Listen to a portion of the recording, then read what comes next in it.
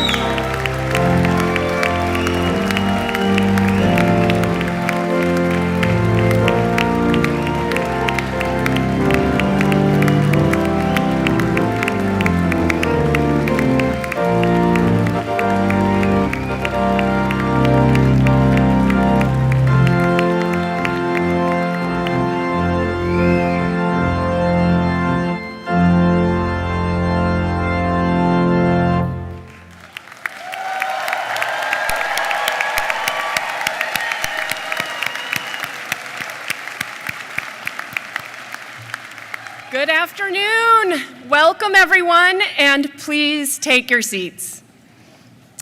Distinguished guests, faculty and staff, alumni, family and friends, we are so glad to be with you this afternoon to celebrate our graduates. And to our graduates, the brilliant, dedicated, inspiring class of 2026, congratulations.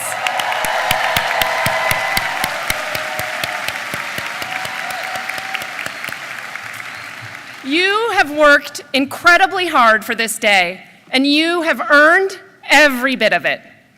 But you did not get here alone. Behind every graduate in this grand theater today is a constellation of people who helped make this day possible. So to the families and friends here today, thank you. Your love,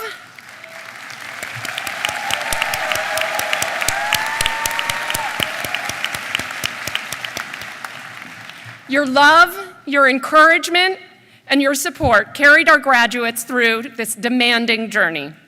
You celebrated the highs with them, and you steadied them through the challenges. So graduates, please join me in giving your families and friends a deeply well-deserved second round of applause.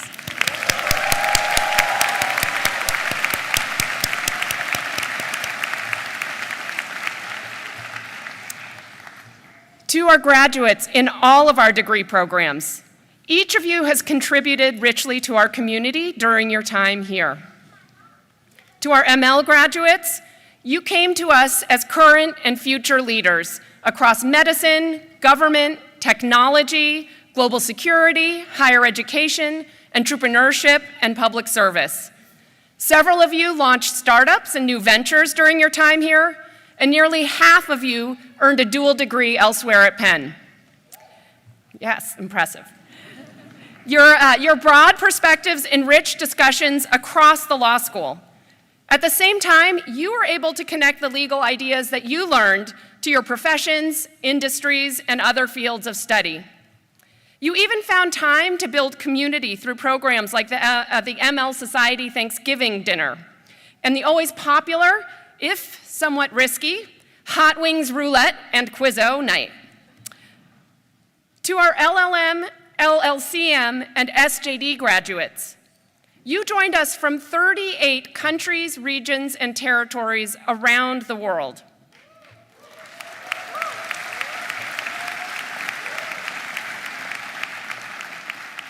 The global perspective you've brought to Penn Carey Law has made our entire community more vibrant, more curious, and more connected. Many of you overcame significant logistical hurdles to be here, navigating complex travel and visa processes, and we are so grateful that you made that extra effort to join us. Once you arrived, you immersed yourselves in everything Philadelphia and the law school has to offer. You participated in clinics and journals. You showed up for signature social events like Barrister's Ball. You helped to launch new student groups like the Insurance Law Association. And to this year's JD class, you have built an extraordinary community. You have led with energy, intellect, and heart. You dedicated more than 30,000 hours to pro bono service, with over 93% of you exceeding our 70-hour requirement for graduation.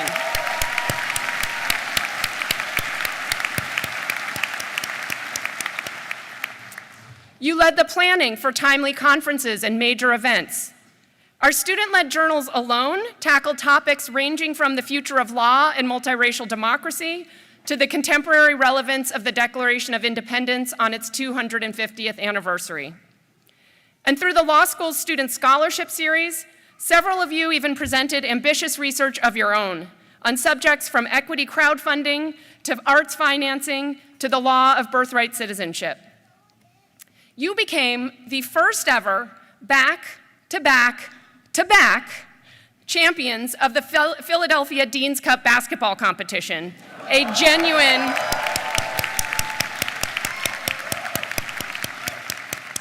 genuine three-peat, and an accomplishment that I suspect our commencement speaker, Governor Shapiro, who is a former basketball star in his own right, can especially appreciate. Your class will also always hold a particularly special place for me. 3 years ago, you arrived at Penn Carey Law to begin your 1L journey. I was starting a new journey as well, having just become dean that summer. And watching you meet the challenges and grow into this profession over the last 3 years, while I've been doing the same thing right alongside you, has really been one of the great privileges of my deanship thus far. Now, to all of our graduates, wherever your path leads from here, your Penn Carey Law education will stand you in good stead. That will be true as your work carries you across the country and around the world. As you head into law firms, government service, public defender and prosecutor offices, plaintiff side work, and public interest or other nonprofit organizations. It will be true as you assume in-house roles and pursue careers in business, finance, healthcare, social work, and beyond. And as you advise clients, shape institutions, influence policy, and in some cases, build things that do not yet exist. You are ready for all of this. I want to focus now a bit on what it means to enter the legal profession now. You are graduating in a moment of uncertainty, but also one of profound possibility for the profession. The pace of change is fast. Its direction is not always clear. Technologies that seemed experimental a few years ago are rapidly reshaping the profession. New roles are emerging that did not exist just a short time ago. We don't know yet what the legal field will look like in 10 or even 5 years. That feeling of standing on the edge of something you cannot fully see is one I have come to know well. Now, I think based on what I said before, you might assume I am about to now launch into a lesson from stepping into the deanship 3 years ago, but I'm going somewhere a little colder. Some of you may know that one of the things I like to do is polar bear plunges. Now, if you're not familiar with this concept, here's the gist. You walk to the edge of a freezing cold body of water, and then you get in it. Yes, you do that willingly. Now, people often assume that the hardest part is the water itself. It is not. The hardest part is the moment right before when you're standing at the edge, looking out at that water, and your whole body is telling you not to get in. Once you're in, you're fine. Okay, you're very cold, but you adjust, you move. And by the time you climb out, what you feel is exhilarated. But that moment at the edge is real, and it is uncomfortable, and there's no getting around it. And I think some of you may feel as if you are standing at that edge today. You are looking at a future in motion, one you cannot fully see, and at a set of decisions you may not feel fully ready to make yet. But that feeling is not a sign that something has gone wrong. It's an invitation. Because in moments like this, the role we've prepared you for does not shrink. It expands. When the ground is shifting, those who understand the law help to build what comes next. You are pursuing your careers when those with legal knowledge are increasingly called on to actively shape the law and the institutions that operate within it. You will help design frameworks for new technologies, structure institutions that are adapting in real time, and apply enduring principles in entirely new contexts. In other words, you will be builders, builders of organizations, builders of frameworks, builders of systems that allow people to live and work together with a measure of order, fairness, and justice. I want to offer 3 reasons why you, class of 2026, are ready to lead in this moment, and why your Penn Carey Law education has prepared you for what lies ahead. Now, first, you understand the importance of relationships. During your time with us, you have participated in and shaped the law school's small-town culture, one that's built on meaningful connections and a genuine investment in each other's success. That culture is one of the things that makes Penn Carey Law so special. And valuing that kind of connection is something that I hope you carry with you wherever your path takes you. In a profession that is being remade, those who lead are not working in isolation. They surround themselves with strong teams, They invest in mentors who help them see further down the road than they can see on their own. And they take seriously the trust they build with others, because that trust is the foundation of everything else. Second, you've learned how to exercise judgment, even and especially with imperfect information. As you've probably, unfortunately, learned as you've been going through law school, you are not always going to have all the answers, and that is okay. A core part of judgment is sensing how to proceed through a field of unknowns. It means making the best call you can It means making the best call you can with what you have instead of waiting for certainty that may never come. When you find yourself in those moments, I encourage you to draw on what you learned here. What you learned in your classrooms, where you confronted hypotheticals that did not have a single right answer and had to choose a best path nonetheless. In your clinics and experiential work, where real clients required you to act with care and conviction, even without perfect information. And in all the other times when you had to make a call without a clear playbook and learn to trust your reasoning enough to move forward.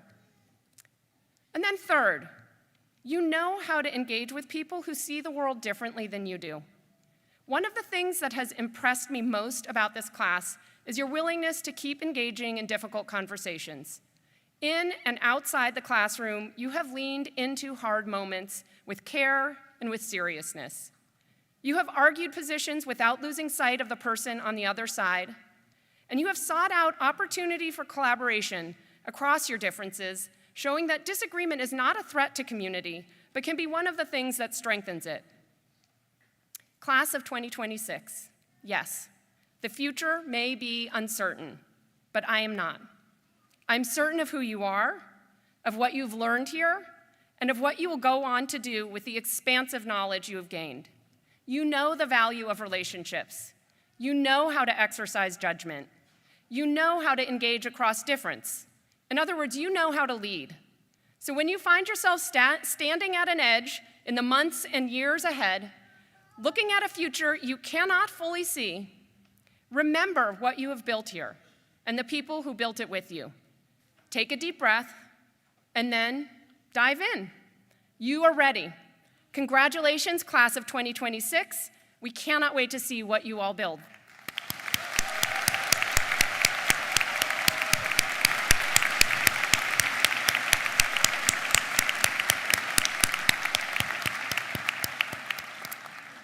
Now, I am pleased to introduce 3 student speakers representing 3 degree programs, the ML, LLM, and JD.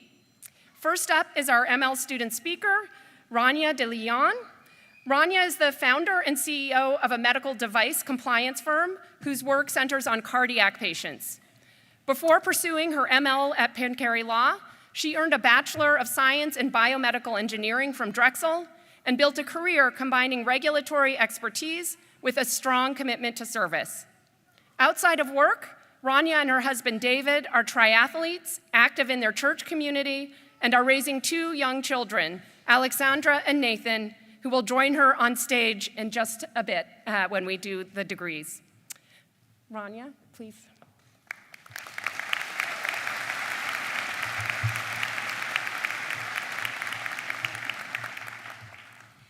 Dean, faculty, families, friends, and most importantly, my fellow Master of Law graduates.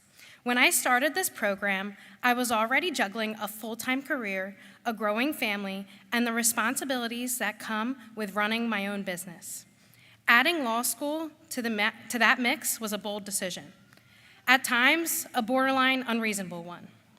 But I leaned on my faith and on the belief that we are each called to grow beyond what is comfortable. And every single person sitting in this room made a version of that same choice, to take on something hard, to invest in themselves, and to believe that the effort would be worth it. And here we are. It was worth it. I want to take a moment to speak about what made this experience more than just coursework. It was the people. Those receptions, the ones where we finally got to breathe for an evening, share a meal, and actually talk to each other, those moments mattered more than I expected. We came from different industries, different backgrounds, different corners of the professional world, and yet we found common ground in the shared experience of being students again, of being humbled again, of raising our hands and saying, I don't know everything and I want to learn more. Not too long ago, our program celebrated 10 years of excellence, a milestone we got to witness as part of this community.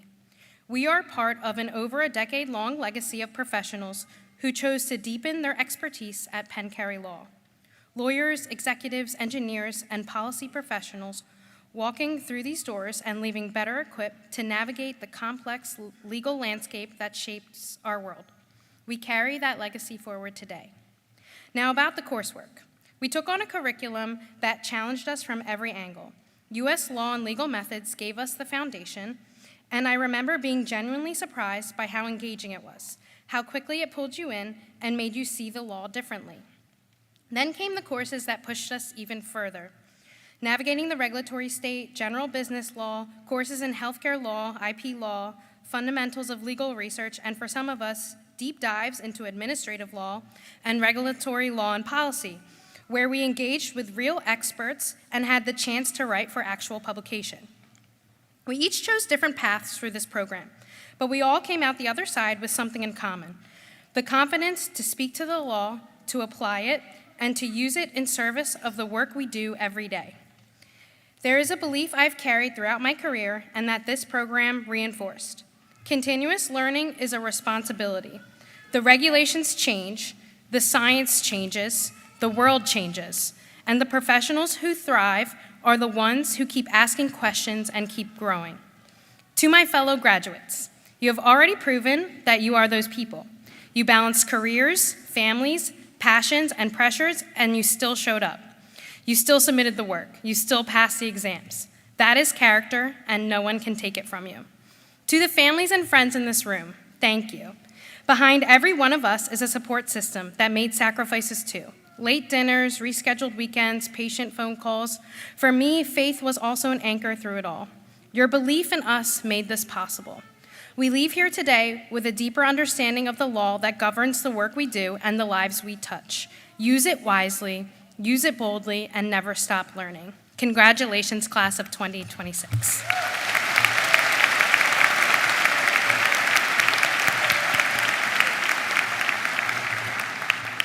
Thank you, Rania. Next up is our LLM student speaker, Melissa Ney. Melissa hails from Mexico City, where she earned her JD equivalent from Pan American University and worked as a law clerk at BC&B Law and Business Law Firm, specializing in trademarks and patents. Melissa serves as LLM class vice president and as a member of the Council of Student Representatives.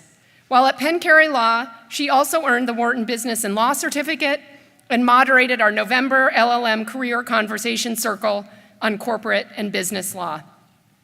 Melissa.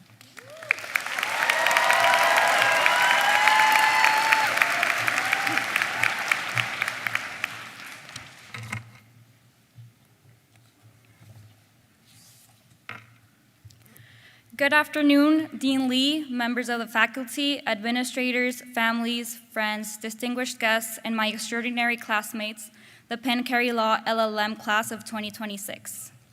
Today, I have the honor of speaking on behalf of a class that arrived here from different countries, legal systems, languages, time zones, and very different relationships with winter in Philadelphia. And I want to begin with the most legal sentence I can offer today. For the record, we did it. We made it through the readings, the outlines, the cold calls, the footnotes, the exams, the group chats, and the moments when we looked at one another and asked, did anyone understand what just happened? Somehow, someone always did, or at least confidently pretended to, which, as lawyers, is a skill. But this year was never just about learning American law. For us, the LLM was much more personal than that. It began long before our first class. It began with applications, written after work, recommendation letters, scholarship forms, visa appointments, airport goodbyes, packed suitcases, and families trying to be brave while letting us go. It began with people who believed in this dream before it became real. So today, to every loved one here and watching from around the world, this degree belongs to you too. Every late night call, every prayer, every sacrifice, every message that said, "You can do this," brought us here. To our professors, thank you for challenging us with patience and seriousness. You taught us doctrine, but also how to think in a new legal language. You invited us to compare, to question, to disagree respectfully, and to bring our own jurisdictions into the room. You made us feel that our perspectives were not extra, they were essential. For the administrators and staff, thank you for the guidance that often happened quietly, behind the scenes. You helped us navigate the deadlines, forms, requirements, emergencies, and small daily details that made a foreign place begin to feel like home. And to my classmates, look at us. We came from countries across the world, carrying the laws, histories, hopes, and struggles of the places that shaped us. We came from civil law systems, common law systems, hybrid systems, and legal traditions with stories much older than this building. We came speaking many languages, and still, we found one another. That is the beauty of the LLM class. We did not just study comparative law. We lived it. We heard it in accents during class discussions. We saw it when someone explained how courts were back at home. We felt it when a classmate said, "In my country, this issue is different." And suddenly, the room became larger. The map became larger. The law became more honest. There were days when we felt brilliant. There were also days when we felt very much not brilliant. Days when the reading was too dense, the room too fast, the weather too cold, and home too far away. Some of us missed birthdays, weddings, holidays, family dinners, and ordinary moments that suddenly felt precious. But we kept going. And in that act of continuing, we became more than students. We became witnesses to one another's efforts. We saw each other tired and still kind, nervous and still brave, ambitious and still generous. We shared notes, meals, coffee, advice, celebrations, and sometimes just silence when words were too much. That is what I will remember the most. Not only the cases or the doctrines, though I promise I will remember enough for the bar exam. I will remember the people, the group chat that became emotional support, the classmate who made us laugh when everything felt serious, the friend who said, "You belong here," exactly when we needed to hear it. Because belonging is not always instant. Sometimes belonging is built one conversation at a time, one brave question at a time, one shared table at a time. And today, we belong. Not because Penn Carey law made us into someone else, but because this place helped us see more clearly who we already were. Lawyers with histories, voices, judgments, and responsibility. Now, we leave with more than a degree. We leave with a wider sense of justice. We know that the law is not abstract. It has a face. It has a language. It has consequences. It can protect dignity or deny it. It can open doors or close them. And because we have lived across borders, we know that no country, no system, and no lawyer has all the answers alone. That is why the world needs this class. It needs lawyers who can listen across differences, lawyers who can lead without forgetting where they came from, lawyers who can be excellent without being arrogant, confident without being unkind, and serious without losing joy.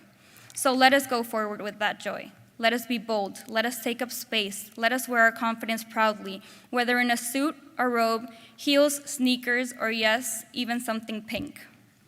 Let us remember that intelligence and heart are not opposites. They are strongest together. My dear LLM class of 2026, we crossed oceans, borders, doubts, and deadlines to be here. We honored our countries, we honored our families, we honored ourselves. And wherever we go next, let the record show that we were here. We learned, we changed, we love this place. We found each other. Congratulations, Penn Carey Law LLM of 2026. We did it.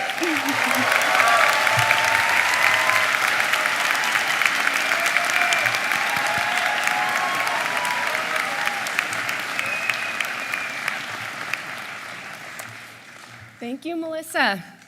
Next up is Emma Kopp, who serves as president of the JD class of 2026. A proud Cleveland native and Denison University graduate, Emma worked as a public service fellow at the Cleveland Foundation before law school. During her time at Penn Carey Law, Emma has been president of OWLS, the Older, Wiser Law Student Association, and served as the online managing editor of the Law Review. After graduation, Emma will join Davis Polk in New York. Emma.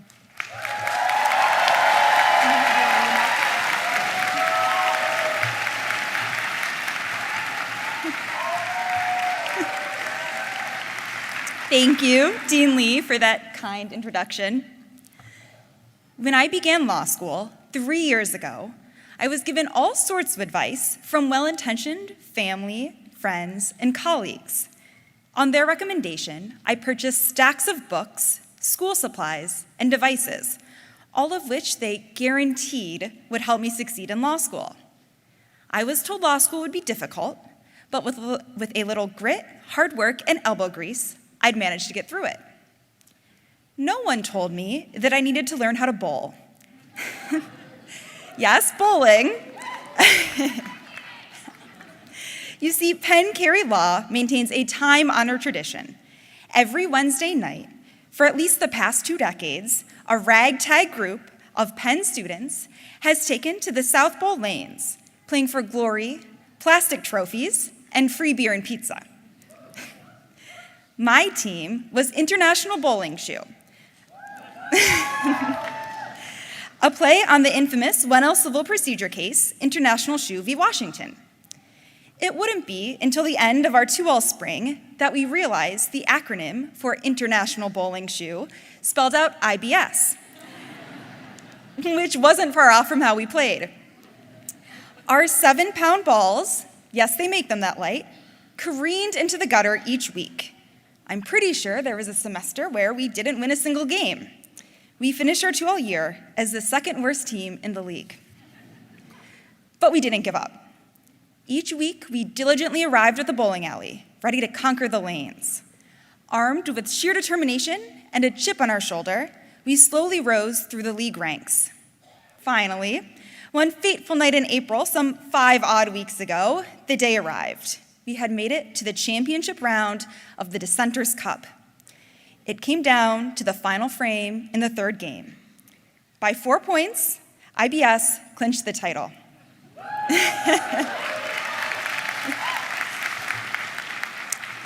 Some call it the loser's bracket.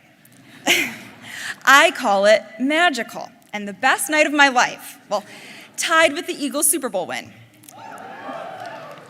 Then, in proper law student fashion, I ran home and promptly added the victory to my resume. Remarkably, bowling has been emblematic of my time here at Penn. With some hard work, you might surprise yourself. My law school experience has been full of surprises.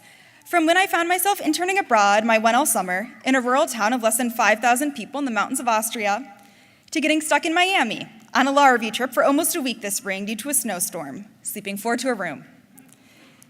What has not been surprising, though, is that the Penn Carey Law class of 2026 has truly lived up to Penn's reputation of kindness, academic excellence, and yes, collegiality.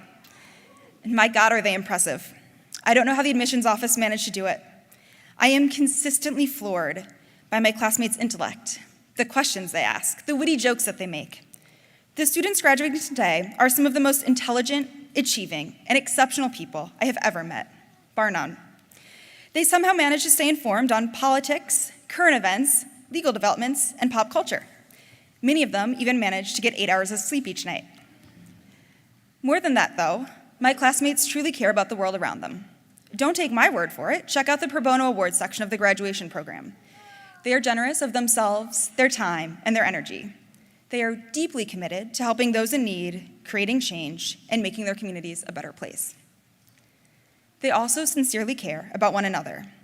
They encourage, uplift, celebrate, and empower. They cheer for each other's achievements like they're their own, because they know there's enough success to go around. The Penn Carey Law class of 2026 consists of the type of people you want on your team. I am truly lucky to call them friends and colleagues. As we sit here in Philadelphia, almost exactly 250 years after the founding of this country, I am awed by the class of 2026 and the impact they have already begun to make. I'm also struck by the gravity of our role as future lawyers. To be zealous advocates, fierce defenders, leaders, policy shapers, and change makers, always guided by a sense of truth, fairness, and righteous justice. But I'm also excited to celebrate our accomplishments and excited to embark on the journey ahead, armed with the knowledge and skills from our 3 years at Penn Carey Law. And for a moment, I'm grateful for one last opportunity to sit together as a class before we head off into the world and get to work. Before I close, I would be remiss if I did not take a moment to recognize all of the important people who have supported us throughout our law school journeys. The Penn Carey Law faculty, who model exceptional lawyering every day. The Penn staff, many of whom have become synonymous with Penn Carey Law, who work tirelessly to support us. And our patient and loving family, partners, and friends. Without you, none of this would have been possible. On behalf of the class of 2026, thank you.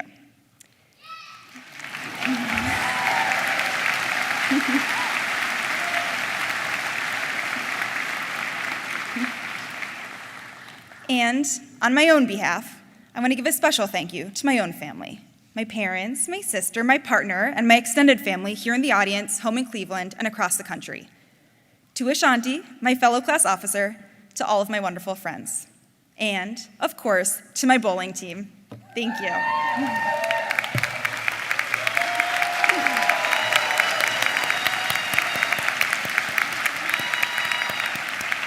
Thank you, Emma. Now I am pleased to introduce Ashanti Ferrier, who will present the Harvey Levin Award for Teaching Excellence to Professor David Skeel.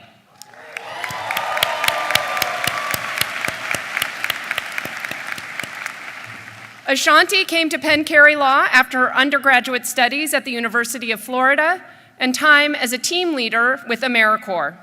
A dedicated public servant, she serves as the Civil Rights Law Project Director, Advocacy Chair for the Black Law Students Association, and Managing Editor of the Journal for the Journal of Law and Social Change. Ashanti is also a Penn Carey Law Pro Bono Leader of the Year awardee and an NAACP Legal Defense Fund Marshall Motley Scholar. After graduation, Ashanti will head to North Carolina to work as a fellow at the Charlotte Center for Legal Advocacy. Do you have your remarks, or do you want these?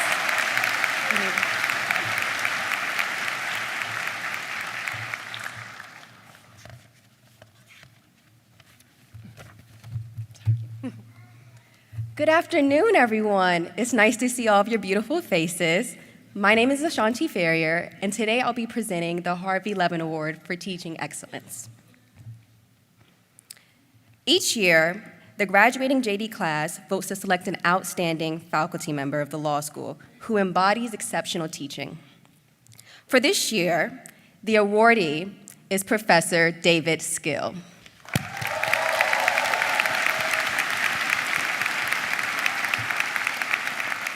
Professor Skeel is a scholar of corporate law, specializing in matters like bankruptcy and financial regulation. He is the author of 4 books and has written commentary with multiple news outlets, including the New York Times and the Wall Street Journal. Now, this is not the first time that Professor Skeel has won the Harvey Levin Award. He has, in fact, been honored with it 3 times before, in addition to receiving the university's Robert A. Gorman Award for Excellence in Upper-Level Course Teaching and the university's Lindback Award for Distinguished Teaching. Wow. At a law school where excellence is the standard, such a feat is not a small accomplishment. Professor Skeel's past and now present award speaks to his exceptionalism as an educator and the special impact that he has had on many students that have passed through our law school's hallways. Alas, you don't have to take my word for it. Students who've had the pleasure of engaging with Professor Skeel regularly rave about their experience with him. One student said, "My favorite law school was bankruptcy, largely because of Professor Skeel. His passion for the subject is infectious, and after taking his class, I pursued jobs in the bankruptcy and restructuring space." Another student stated, "Professor Skeel's teaching is driven by clear passion and enthusiasm for corporations, which I found contagious and engaging." And many more students have described Professor Skeel as deeply invested in student growth, captivating in his teaching style, encouraging even outside of the classroom, deeply knowledgeable, and an extremely passionate educator. So with that, let's all give a warm round of applause to Professor Skeel.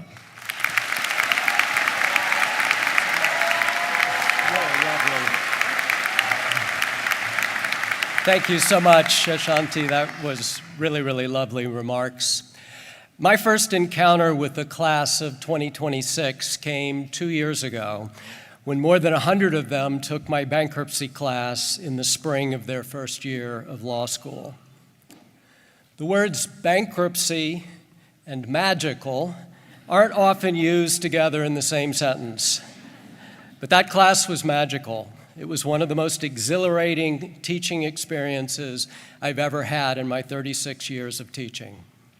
I met more of the class of 2026 in my corporations class the next fall, and a few of us just finished one last seminar together, all of which made clear to me that my initial impression was no fluke.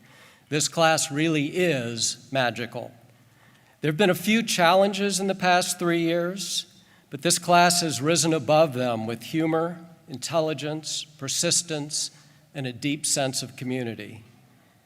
If I had one class in the past 20 years that I would be most thrilled to be honored by, the class of 2026 would be the one. I'm so grateful to all of you for making that dream come true.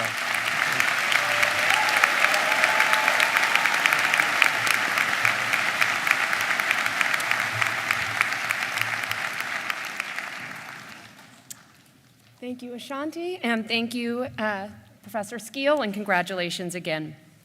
Next up is Marco Scraba, who will present the LLM Prize for Teaching Excellence to Professor Bill Ewald. Marco hails from Germany, where he earned his JD equivalent with distinction and is completing a PhD at the University of Freiburg on the use of AI and corporate governance. Before coming to Penn Carey Law, he practiced corporate and M&A law in Frankfurt and clerked at the Frankfurt Court of Appeals. Marco serves as LLM class president and is the Friedrich Kubler Scholar, recognizing his high academic and professional achievements in law in Germany. Marco. Do you have your...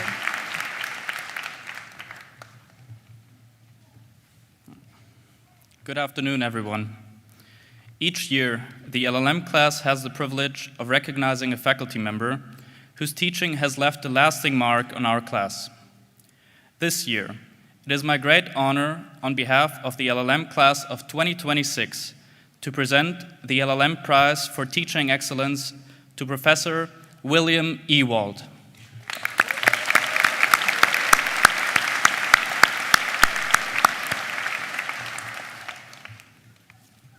Professor Ewald taught us at a moment when the LLM year was just beginning, when we were new to Penn Carey Law, new to one another, and still discovering what this experience would become.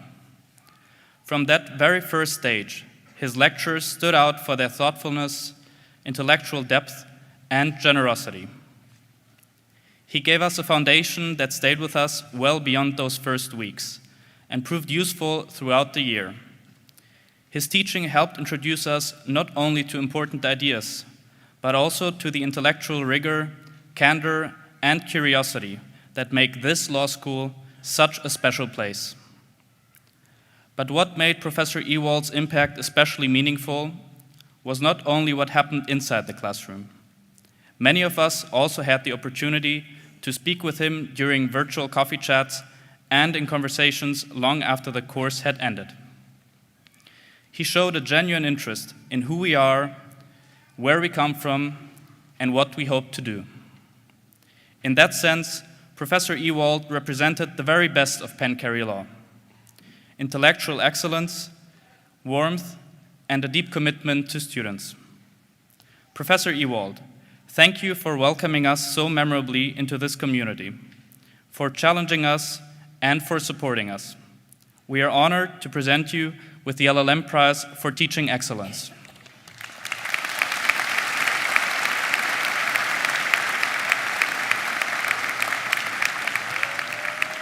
Thanks, Marco. Thank you, Marco. That was very generous. So, teaching. As in any year, one has some successes, some failures. On the success side of my teaching, it seems to me I persuaded a very large percentage of the LLM class that if they want a cup of coffee, they should go across the street and go to Averill 50. Also a success, I persuaded at least a couple of LLMs that if they want to ride a bicycle around the city of Philadelphia, it's best to have a helmet. On the failure side, despite everything that I could try, despite arguments from aesthetics, public health, whatever, I don't think that I managed to persuade anybody that it's neither healthy nor necessary to try a cheesesteak.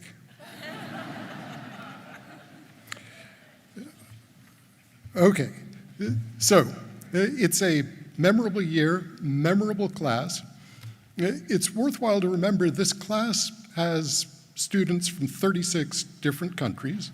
The students come at all kinds of different levels of previous experience. People in their 20s just out of law school, people in their 40s who've been practicing for many years, people who've been serving as judges, academics, whatever. It quickly became clear to me looking out at the LLM class that actually there's probably a lot more knowledge on the other side of the podium than this side of the podium. Fortunately, one student, Rashid, agreed with that, and I've always been grateful to him for the extremely generous way in which he was willing to point out all my mistakes. The year has been memorable, unfortunately, also in other ways. So preparation for this class began 18 months and more ago when people were filling out their applications, being processed, deciding whether they wanted to come and study law in the United States. There have been a lot of changes in those past 18 months that land particularly heavily on students from other countries. So 18 months ago, there was no talk yet of tariffs. There was no talk about annexing Canada or invading Greenland. The Donroe Doctrine had not been enunciated. There also had not been extrajudicial killings in the Caribbean or Minneapolis. As I say, those things all inevitably landed particularly hard on foreign students in this country for the first time. I was extremely impressed by, to use Sophia Lee's phrase, the way in which this particular class managed to exemplify small town culture throughout what for many of them was a very, very difficult year. So, a remarkable class, and this is a year that I think none of us is going to forget quickly. Thank you.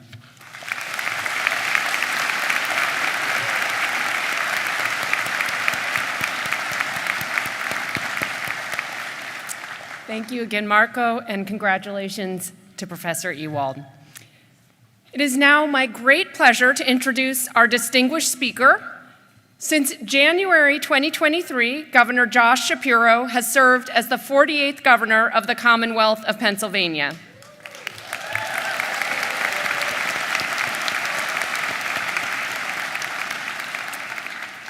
Governor Shapiro grew up here in the Philadelphia suburbs, the son of a pediatrician and an educator.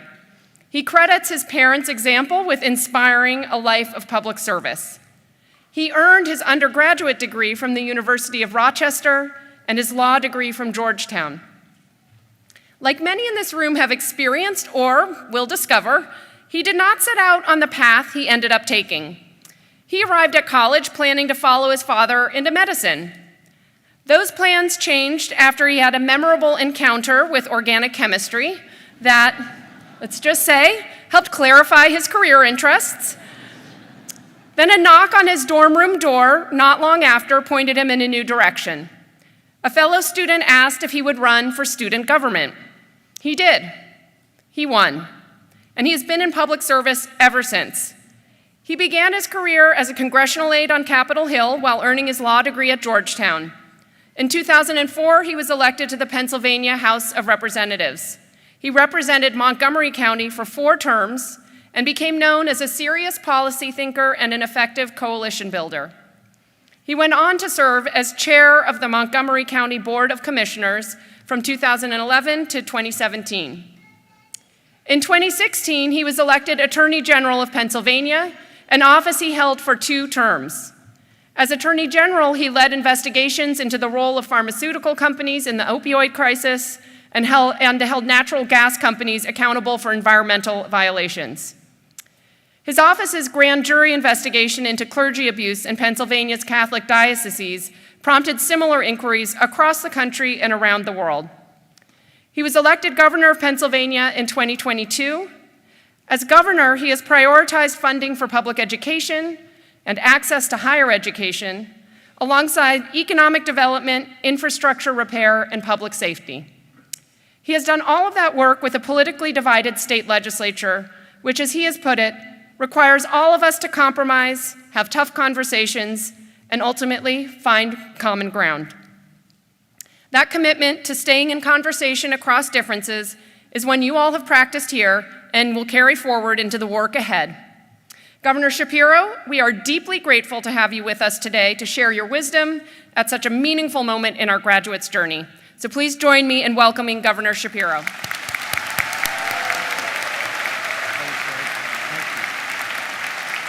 Thank you. Thank you, and to Dean Lee, to the leadership at Penn Carey Law, and most importantly, to the class of 2026. Thank you for inviting me here today as your commencement speaker. To the faculty and staff of Penn Carey Law, thank you for everything that you have done to educate these fine law students. And to the admissions director, I would like to sidebar with you after the ceremony so you can tell me why I wasn't good enough to get into your law school. To the parents and to the families and friends who love and support these graduates, thank you for being here and for having their backs every step of the way. And of course, to the most important group here today, the class of 2026, congratulations, you made it. Today, you join a distinguished group of leaders who graduated from this prestigious institution, equipped with two powerful tools to make a real difference: an exceptional knowledge of the law and the resolve to apply that knowledge to repair the world around you. You see, the founder of the University of Pennsylvania, Benjamin Franklin, recognized that the responsibility of building a better commonwealth, indeed a better country, would fall to each of us.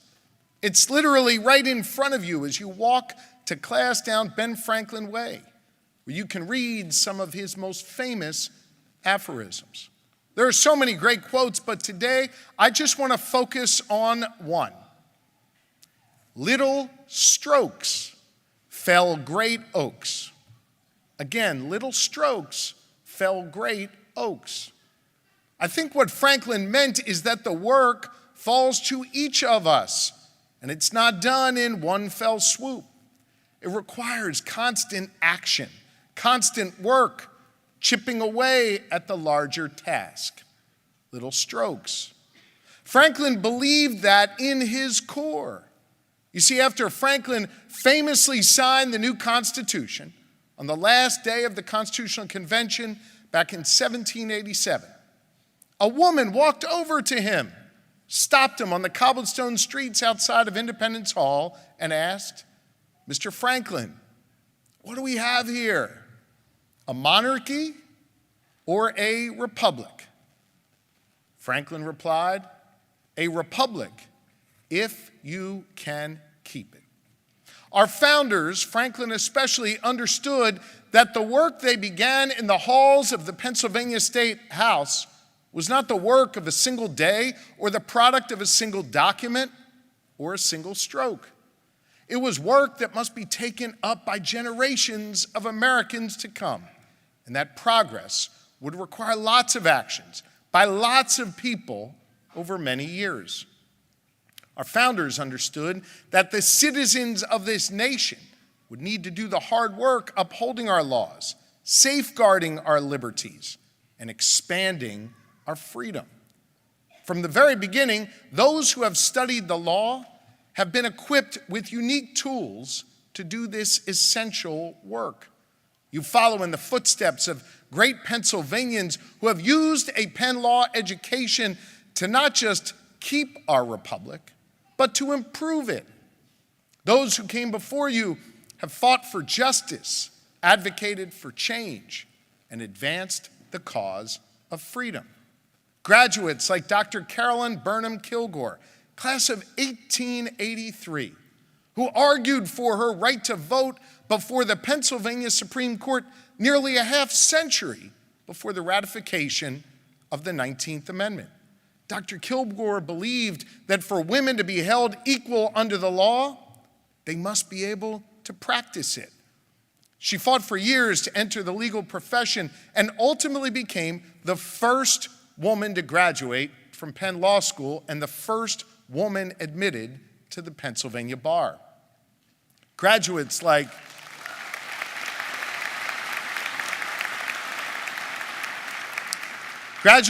Owen Roberts, class of 1898, who went on to be an Associate Justice of the Supreme Court of the United States. One of the most important cases he heard was Korematsu, in which, sadly, the court ruled that internment camps created here on American soil during World War II were legal. But it was Justice Roberts' dissent that is still remembered to this day, and worth a read, perhaps, by the current administration in Washington.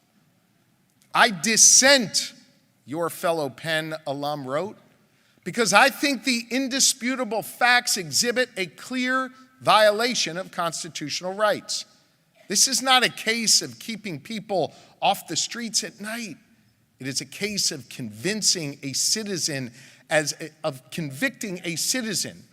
a punishment for not submitting to imprisonment in a concentration camp based on his ancestry and solely because of his ancestry, without evidence. Justice Roberts knew that in our country, constitutional rights must supersede temporary political considerations.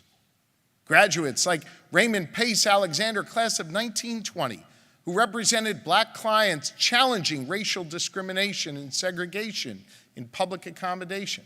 He worked on the landmark civil rights case, Brown versus Board of Education, ushering in a new era of equality.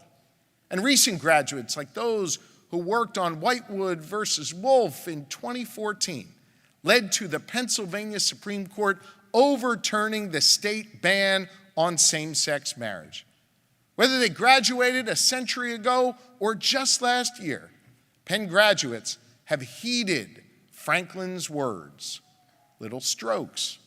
And now, that work falls to each of you. With this degree that you will receive today, you have a role in interpreting and challenging, writing and upholding the laws of this Commonwealth and this country, whether your job takes you to a boardroom, a courtroom, or some other place of purpose.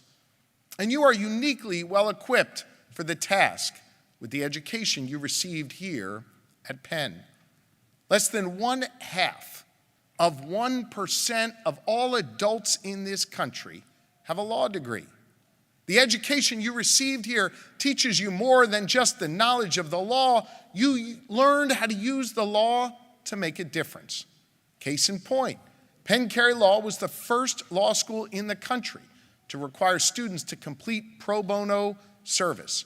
And your class, as you heard from Dean Lee, performed over 30,000 hours of pro bono work this year alone. Members of this class use their knowledge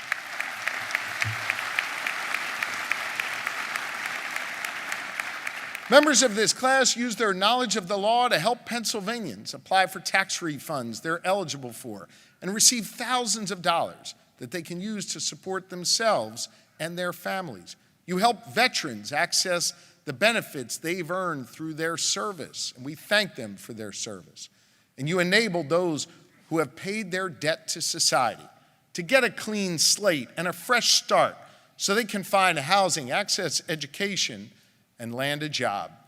Beyond that, Members of the class of 2026 helped convene a conversation last month about how we can combat violence against women here in the United States and abroad. And two of you, Rachel Tots and Charlie Brogdon-Tent, even worked in the governor's office.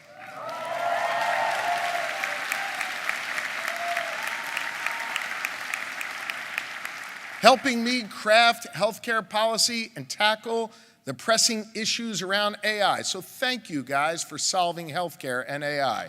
Great job. As members of the class of 2026, you have already begun to leave your mark even before you walk across this stage today, because you were taught to understand the importance of using your education to make a difference, to be open to those moments in life where there is an opportunity to step in, to seize the moment and make change. It's part of your DNA as Penn Carey Law graduates. And so no matter where your path takes you, remember the lessons you learned here and hold tightly to the values your education has instilled in you, because those same values have grounded generations of Pennsylvanians and Americans for centuries. When William Penn arrived on the banks of the Delaware River in 1682 in what is now Chester, Pennsylvania, aboard a ship named Welcome, he set out to build a home that would be welcoming for all, a place defined by the ideals of tolerance, understanding, and the freedom to worship as you wish, a place where citizens would peacefully resolve their disagreements and work together despite our differences. That's another Pennsylvania tradition that you uphold every day at Penn Carey Law, the culture of collegiality that exists here, a culture that teaches you to work together, as you heard from your student speaker earlier, to explore new perspectives and to respect our differences. Our legal system is designed to be adversarial, to test the best arguments of one side against the other. In a few months, you might find yourselves on opposite sides of a case from your classmate. Soon you might even be arguing on opposite sides in a courtroom.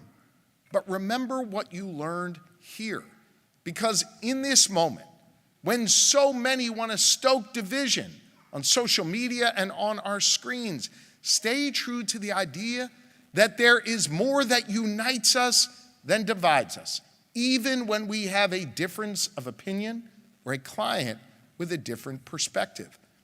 We are descendants of William Penn's promise, of Ben Franklin's foundation, and we bear the responsibility to carry it forward and continue that work to find ways to appeal to our better angels instead of succumbing to our worst impulses.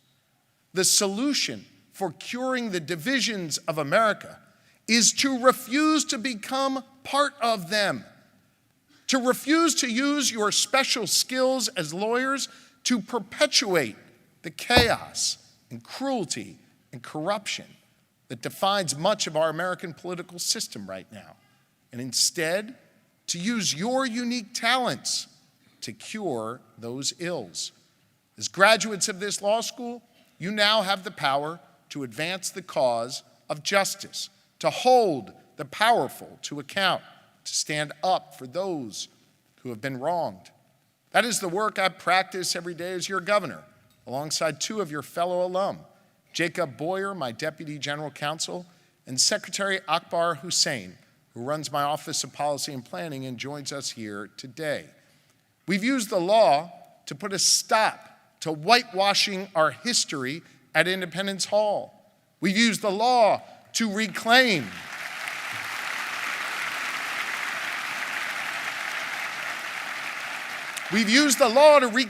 billions of dollars in federal funding owed to the good people of Pennsylvania that the administration in Washington tried to unlawfully withhold.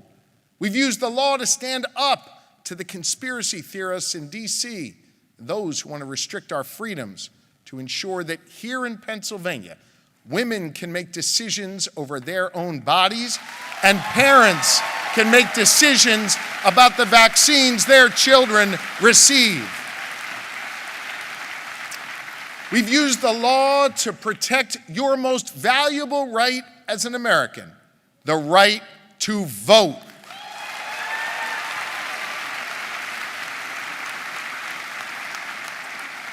For generations, our legal system has shaped American democracy, grounded in the values passed down from Penn and Franklin and our founders.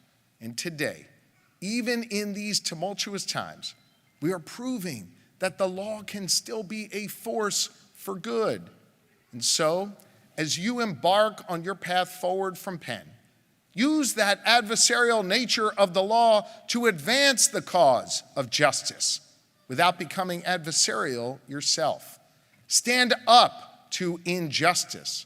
Call out respectfully the wrongs that you see in the world, and be a voice for those who can't make theirs heard. You don't have to wait or leave this work to someone else. This power, this purpose, it is yours now, thanks to your degree from Penn Carey Law. And with that power comes the responsibility to use it wisely and justly to address the most pressing challenges of our times, to protect worker rights and immigrant rights, women's rights and voting rights, to combat hatred and bigotry in all forms, and to give voice to the tolerant, not to the angry. This class is graduating at a unique time in our nation's history, 250 years since our founding. This moment encourages us to look back and reflect on how far we've come and how much further we have to go. As you walk across this stage and receive your diploma from the dean, spot your family in the crowd and smile toward them. And then I hope you'll spend just a brief second thinking of the Penn graduates who came before you, the contributions that they've made, the challenges and adversity they had to overcome, and the trails they blazed for you to follow. But then, as you walk off the stage with your diploma in hand and a sense of pride in all you've accomplished, I hope you also look forward, proud of all you've done to earn this degree, and resolved to continue the work that those who came before you began, to uphold our system of justice, to keep our republic, and perfect our union. You now have the unique tools to do that work, and I can't wait to see what you accomplish. We are all depending on you. Congratulations, class of 2026. Congratulations. Congratulations.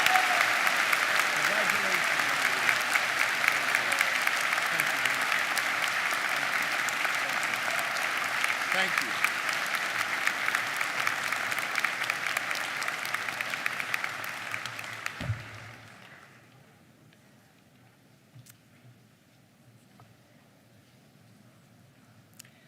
Well, thanks to the governor for those illuminating and inspiring words. And now we come to the ultimate reason for being here this afternoon, the presentation of our graduates. Woo!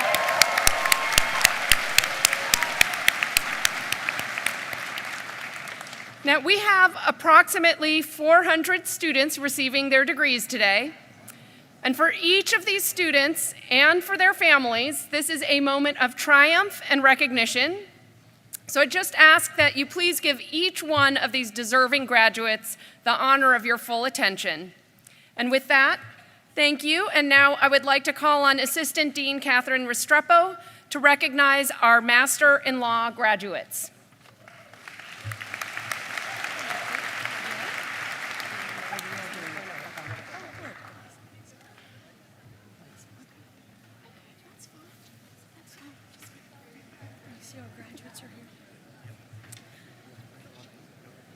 Thank you, Dean Lee, and good afternoon, everyone.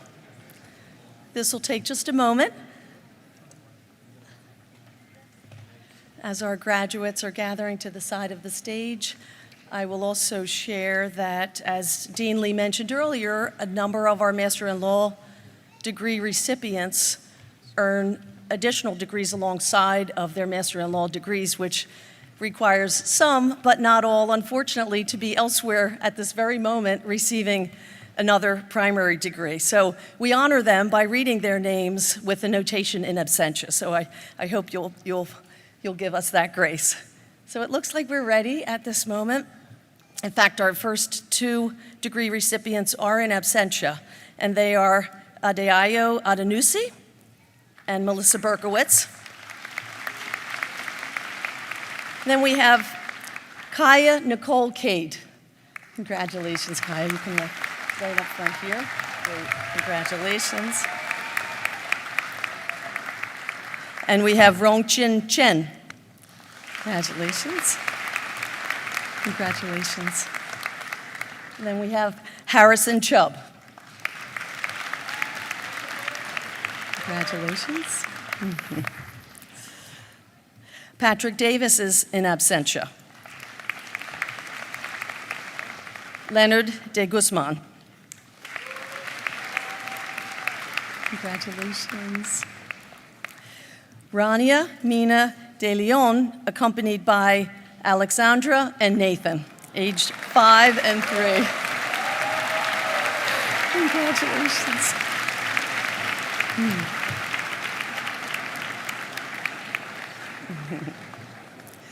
John Franklin. Excellent.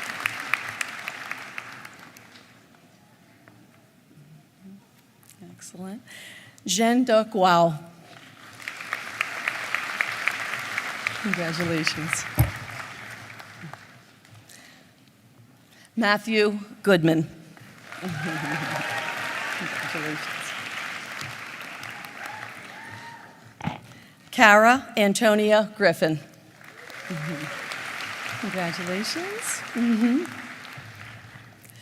Mario Guillermais. Congratulations, Mario. Riham Hashi.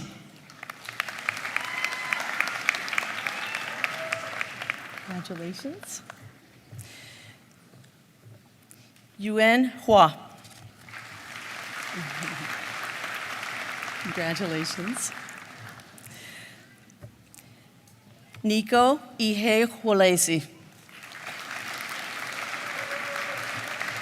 Congratulations. Etienne Philippe Jacot. Congratulations. Taking it all in. Kamal Kadiri. So glad you made it.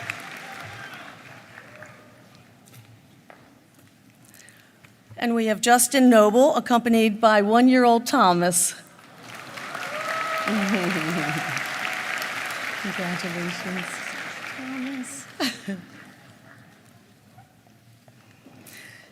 Elisa Kuhn is in absentia.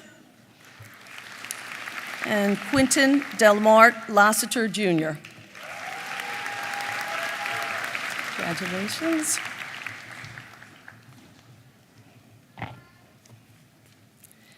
We have Caden Nielsen in absentia, Edwin Portugal in absentia. Next we have Gani Prihatnanto.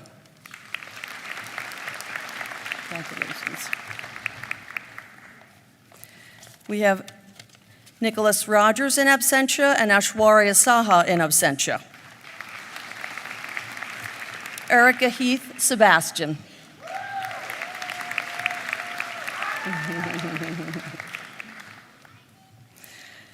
Jinkashi in absentia and Cameron Smith in absentia. And we have Christian Somerville. Congratulations, well done. Helen Song. Congratulations. 3 recipients are in absentia. We have Jingwei Song, May Anna Super, and Joseph Stephen. Next we have Shauna Lorraine Thomas L., whose diploma will be presented by her brother, Dexter Hamilton, class of 1987. Congratulations.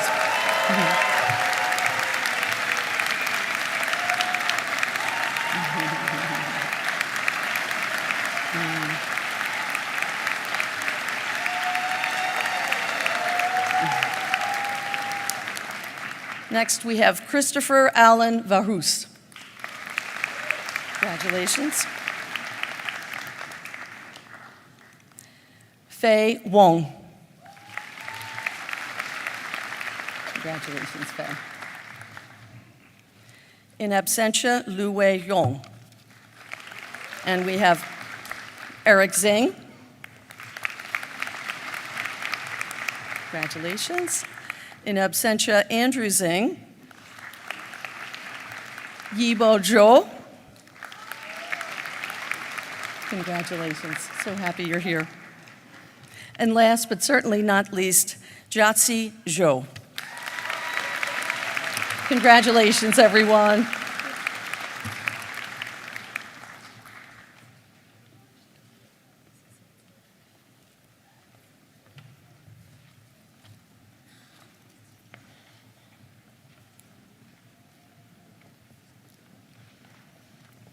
I am honored to present the SJD, LLCM, and the LLM Class of 2026 graduates. This year's SJD graduates are Marnoush Arianpour, accompanied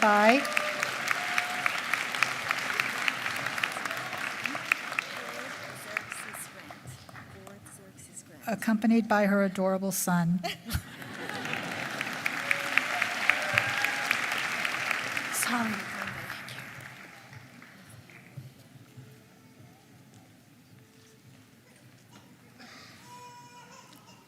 Victor Cabezas.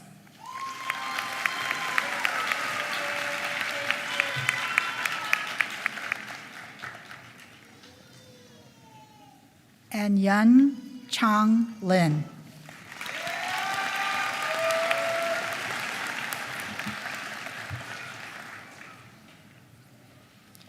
Our LLCM Class of 2026 graduates are Abdulaziz Al Saud.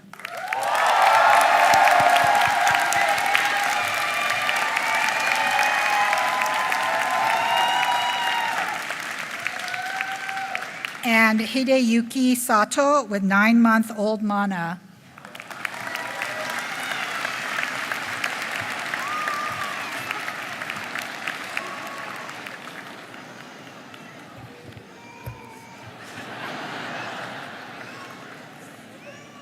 The LLM Class of 2026 graduates are Christina Abda.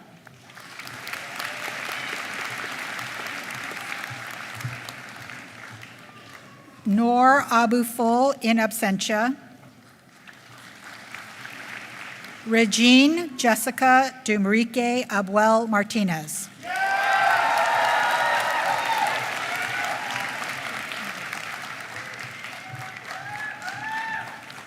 Aim Akobai with 5-year-old Safia.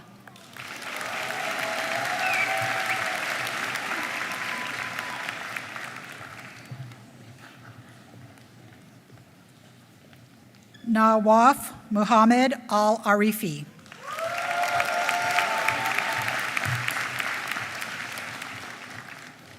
Abdullah Halid Al-Ahmed.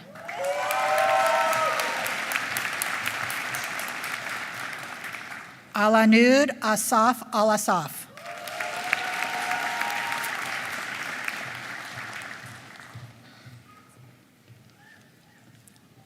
Fahad Alawaji.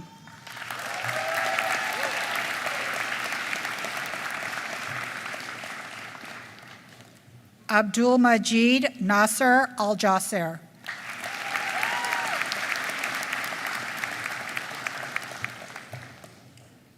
Saleh Al-Sayari.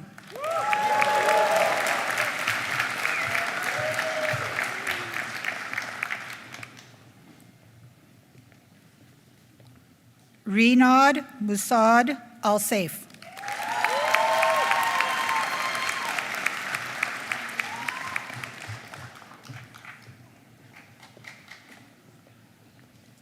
Abdul Mohsen Al-Saleh.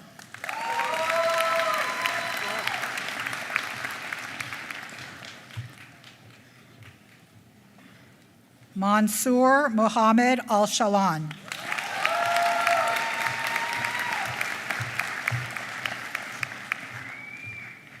Abdul Rahman Al-Shammari.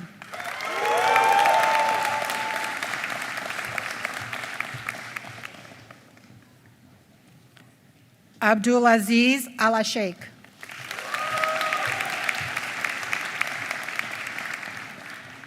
Shema Mohammed Al-Swaden.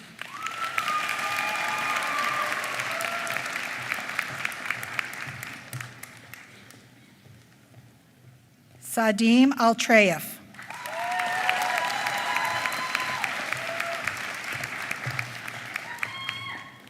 Isabella Andrade.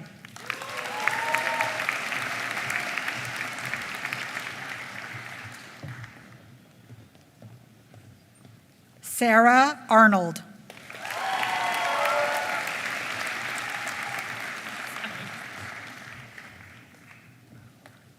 Gemma Bagchi.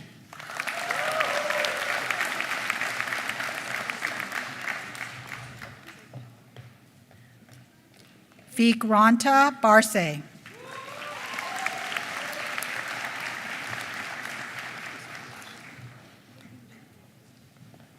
Shin Yi Kai.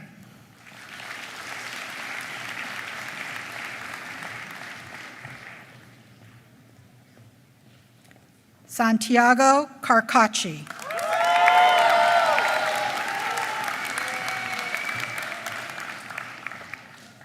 Dionisia Eleni Haliotti.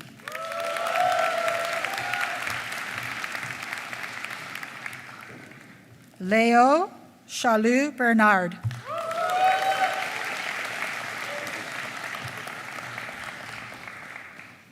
Letitia Shu-Ching Chan.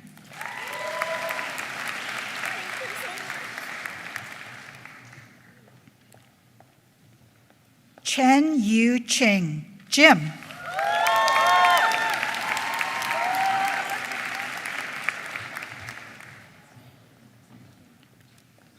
Chen Yu Shen.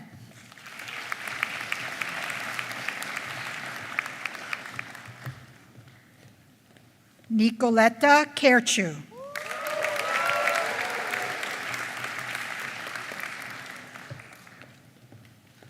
Hue Wen Chen.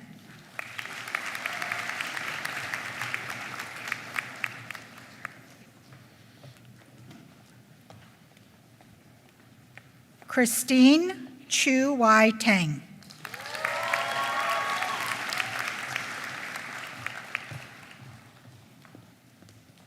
Nicholas Chu.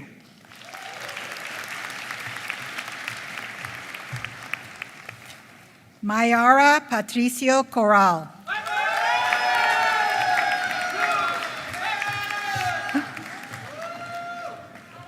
Ru Yun Dai.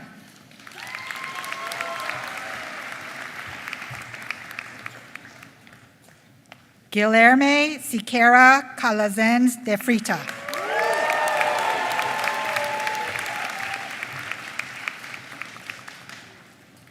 Larissa de Lima Young.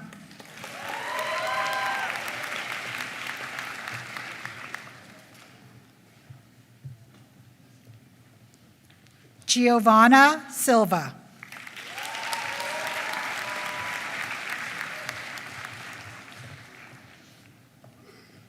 Karthika Ellen Govin.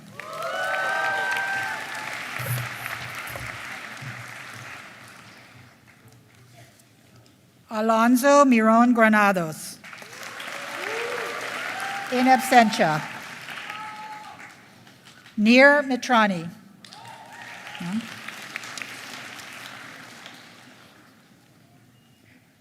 Oops. Israel Espinoza Molina.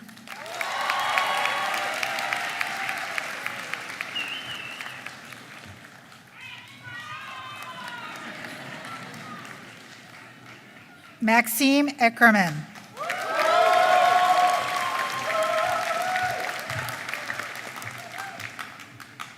Flora Mengju Feng.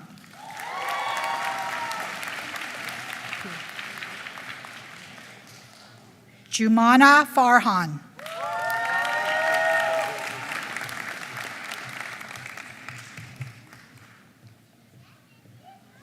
Lennart Frohn.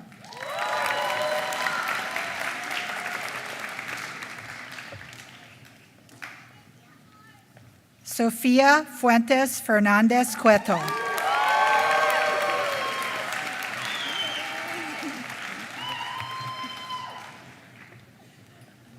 Toru Furuya with 10-month-old Emma.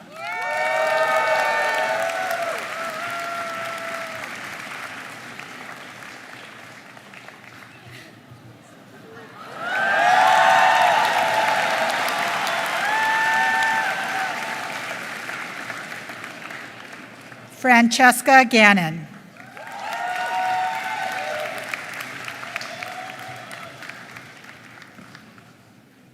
Shu Han Gao.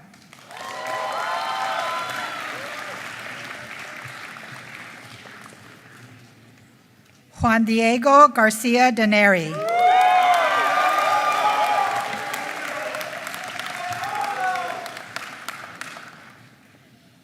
Connor Garrett.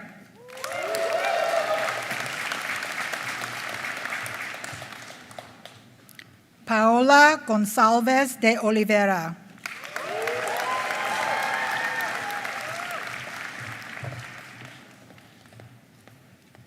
Guan R. Jha with 10-year-old Tala and 5-year-old Esme.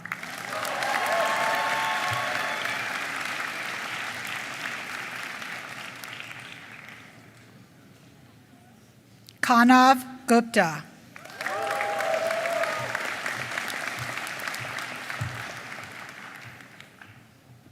Elad Halperin.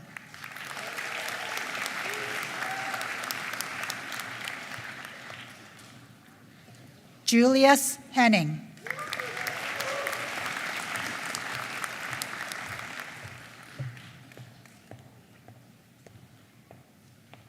Cho Shi Huang.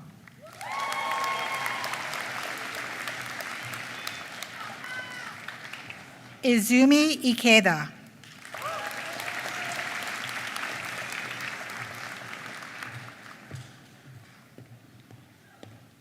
Gabriella Johnson.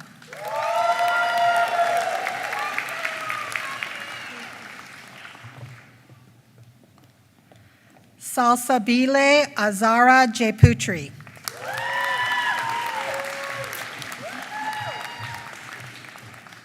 Natan Kaplan.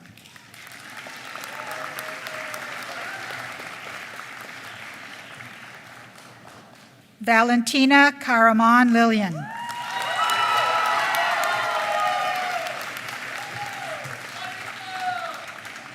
Warintira Kazemrad.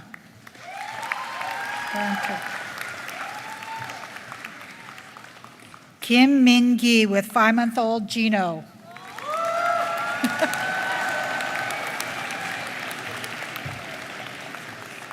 Tamara Lacroix.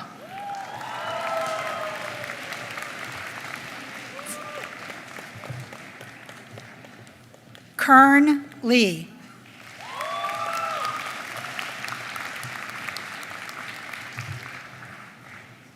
Min Shan Lee.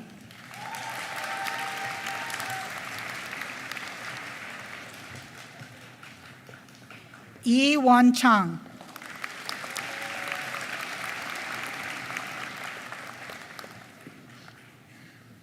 Yi Ju Lee Erica.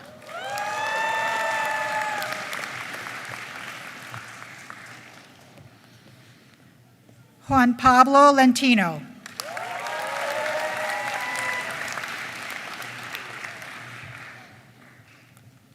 Alessandra Leon Baron.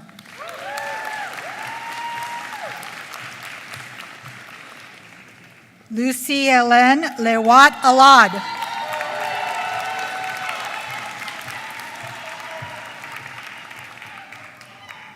Ling Lin.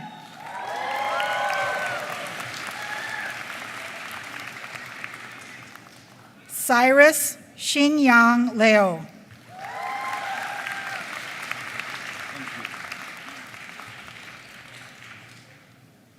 Xin Yu Lu.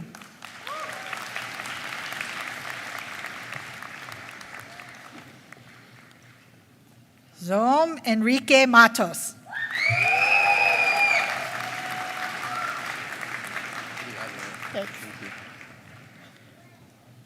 Shoji Matsuda.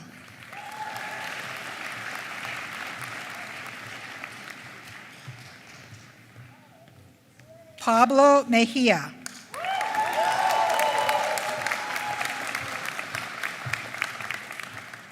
Maria Alejandra Miller.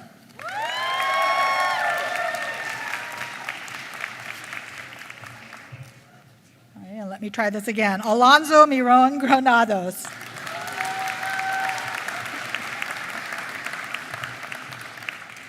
Nir Mitrani.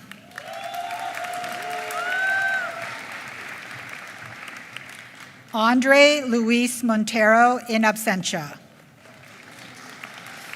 Yuri Antunes Morera.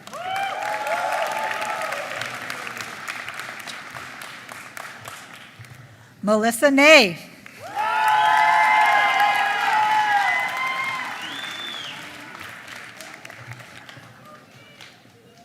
Alexander Clevewood Ung.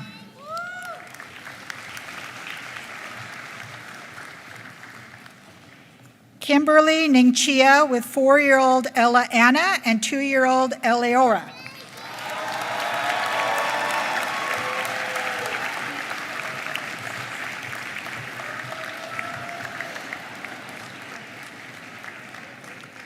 Faruza Ochilova.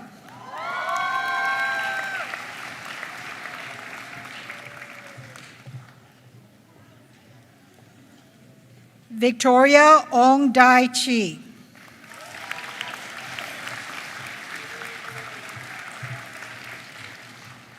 Victoria Ponomorienko.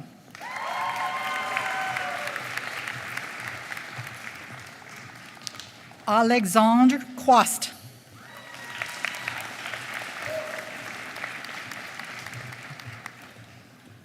Gabriela Rodriguez de Almeida Souza.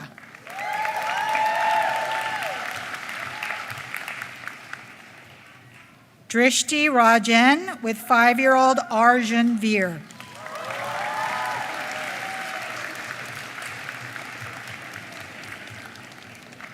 Georgios Rallis.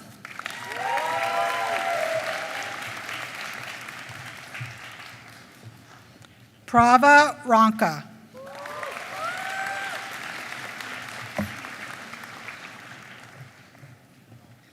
Juan Ignacio Rosales Sheffer.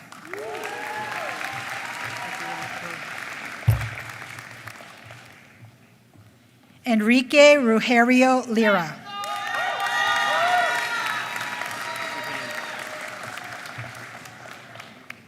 Sakolpat Rujira Vanic.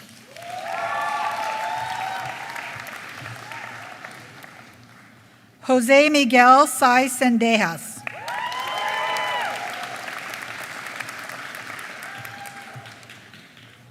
Jolizy Gomez Shukil.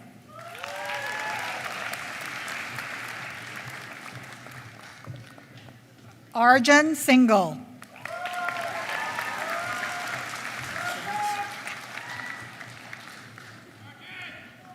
Swaha Sinha.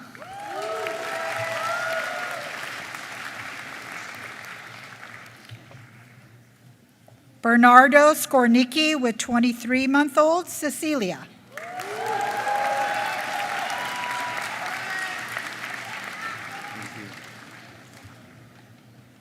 Marco Scraba.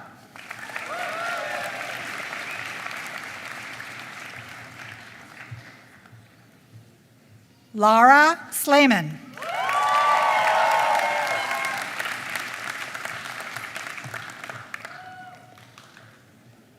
Anastasia Sorokina.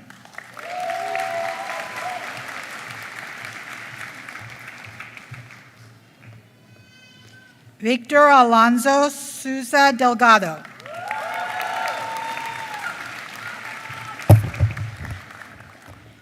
Pimbun Satitman Natam.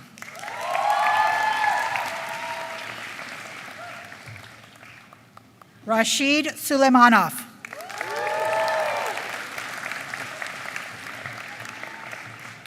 Karen Tajima.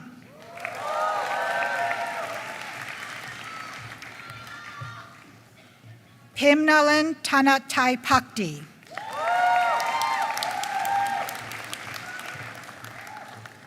Tanji Koki.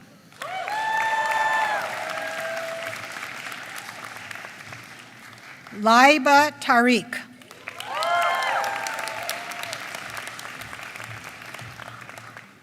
Mian Ulisakti.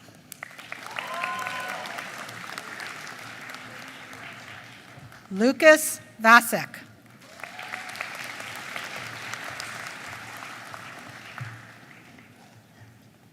Bilkis Bano Vardag.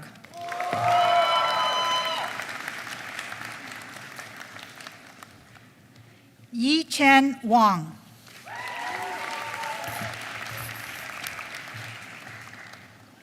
Guozhen Wang.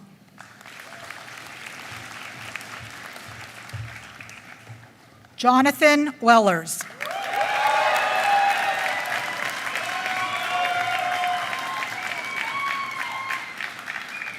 Louise Campello West.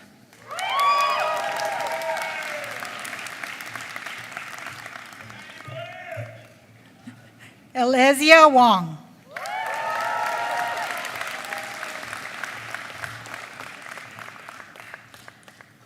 Akihiro Yasuhara.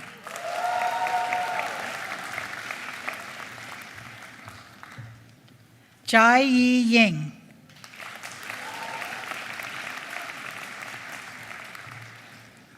Takahiro Yokota.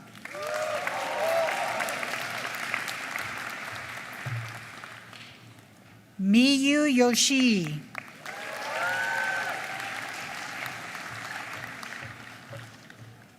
Diana Zasheva.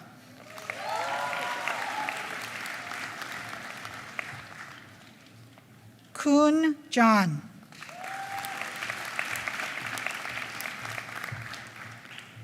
Tong Zhang.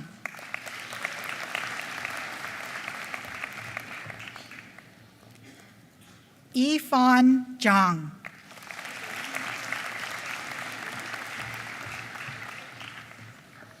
Enya Zishao Zhang.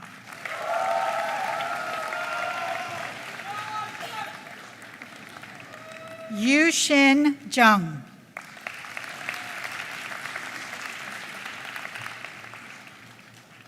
Donna Zohar Meshulam with 5.5-year-old Gaia.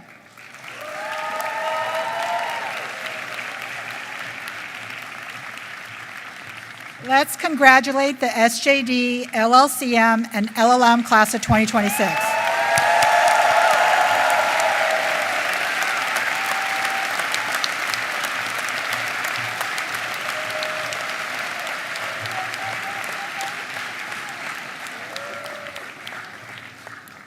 Ready? It's my honor to present the JD Class 2026.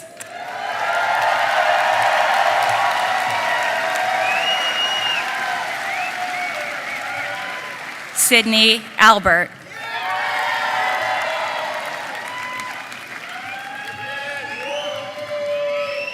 Mateen Alakani.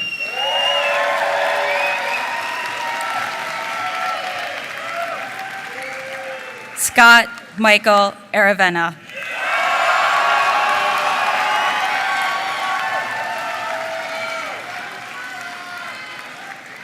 Emily Ashley.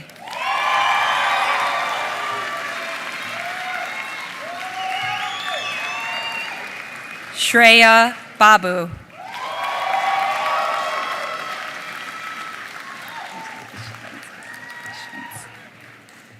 Ryan Chungwoo Bae.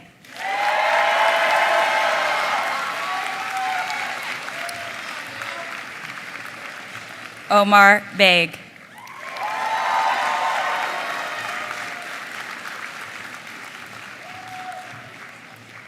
Dakota Bainter.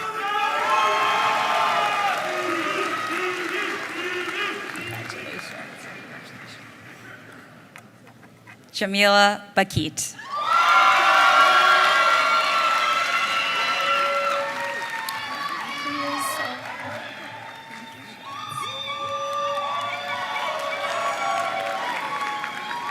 Aviv Barad.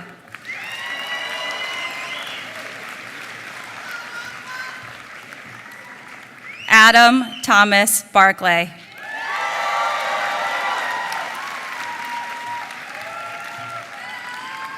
Sadie Basila.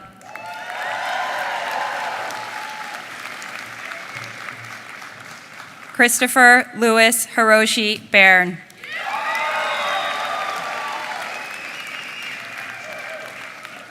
Colton Becker.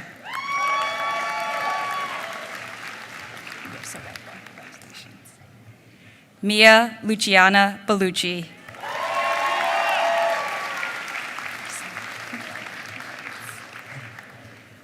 Jeffrey Klein Berkowitz.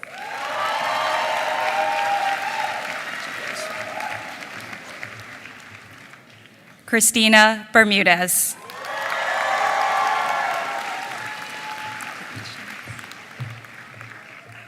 Macy Berryman.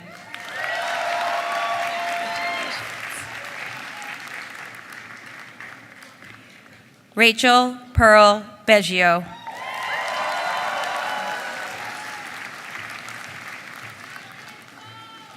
Harriet Claire Blatney.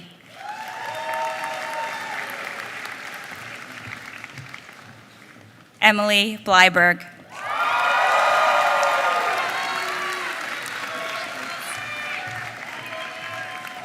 Seth Bodek in absentia. Gordon Bogardus with children Molly, age 3, and Nora, 8 months.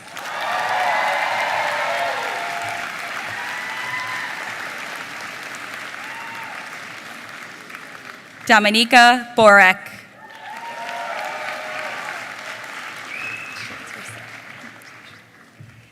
Andrew Bergdorf.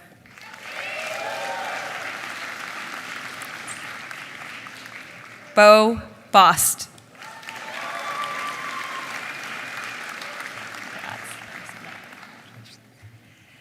Samantha Bowen.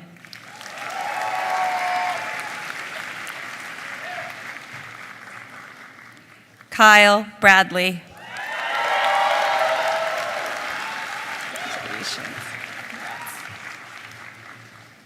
Taylor Rachel Bram.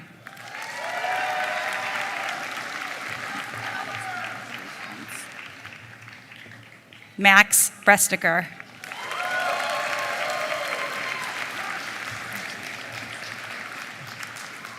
Charlie Brogdon Tent.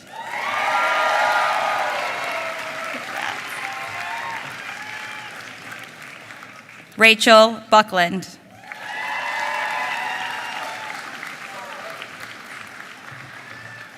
Brian Burr.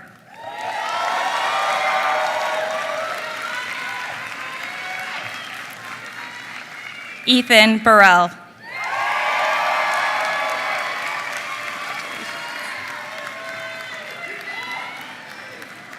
James Chang.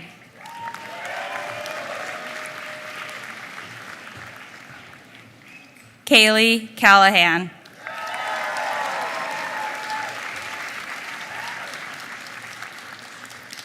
Elijah Andrew Campbell.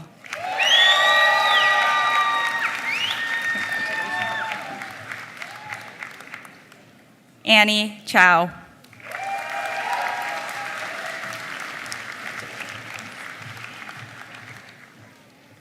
Madeline Carter, diploma presented by partner Andra Metcalf, Law Class 2025.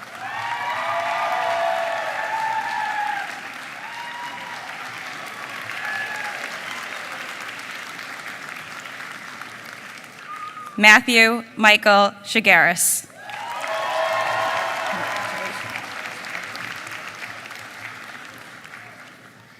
Kem Chatfield. Congratulations, Kem. Welcome. Anissa Shebby.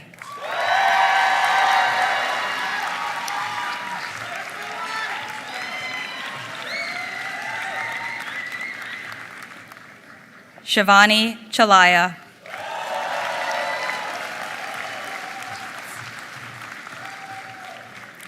Sydney Chong.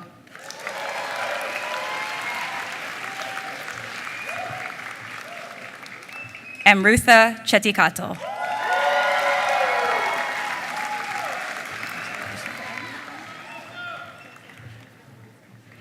Zian Choi.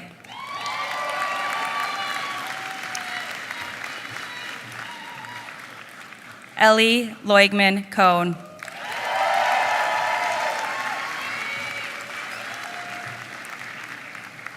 Kennedy Cohn.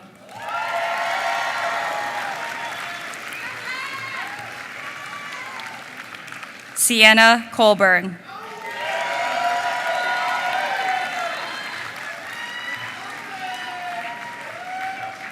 Elizabeth Collins.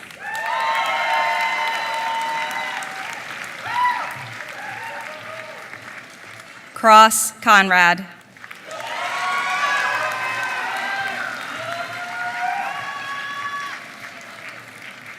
Kate Constant.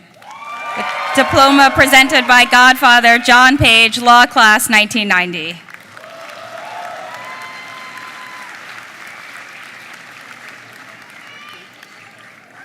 Michael Cosgrove, with children Peter, 6, Matthew, 4, Gianna, 1.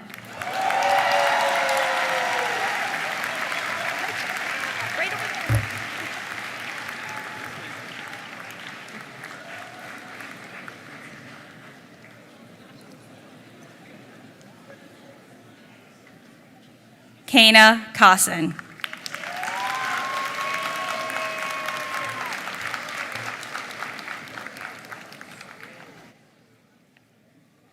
Christopher Costello.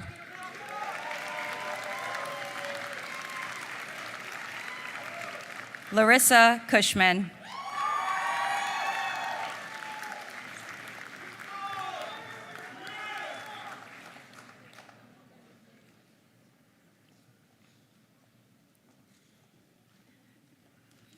Juan Pedro Crestanello.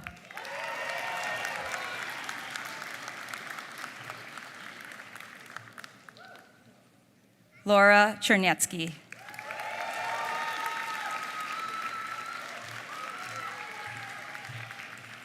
Kristen Dahlberg.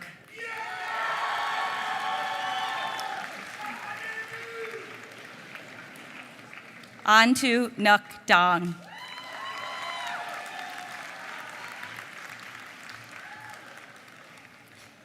Beverly Donqua.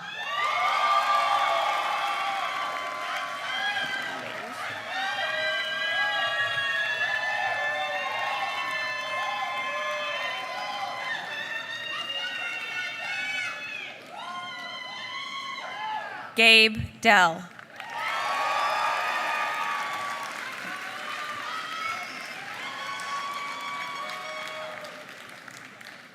Shauna DiLorenzo.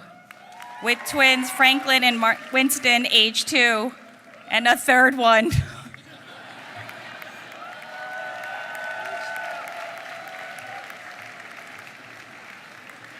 Oops.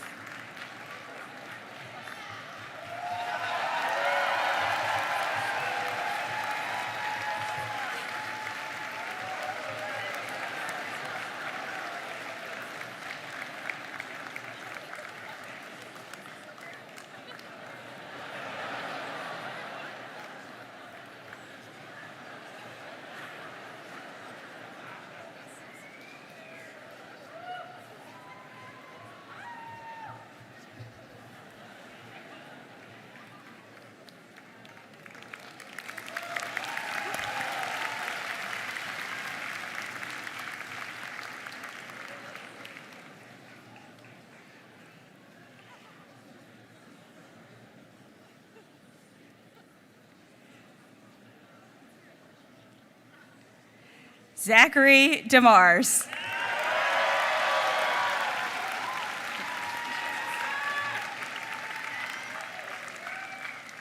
Gregory Drapkin.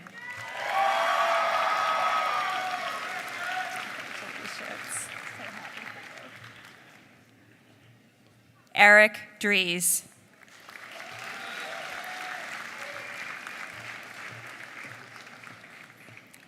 Sarah Edelman, with diploma presented by cousin Jason Edelman, Law Class 2023.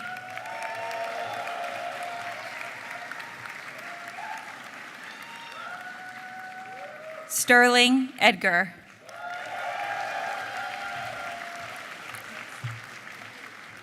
Luke Channing Elegant.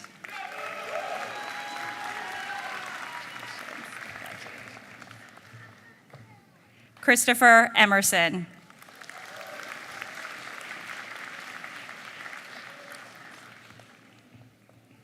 Jordan Kaziel Evans.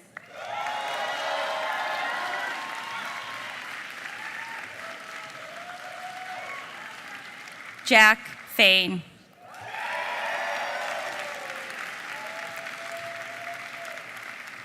Ashanti Farrier.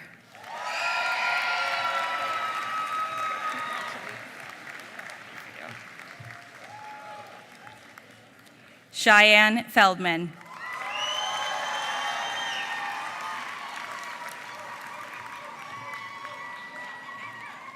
Neil Flattery.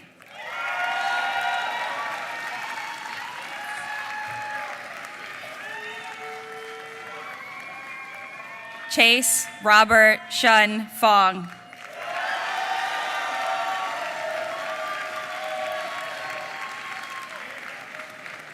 John Brady Foster in absentia. Catherine Fox.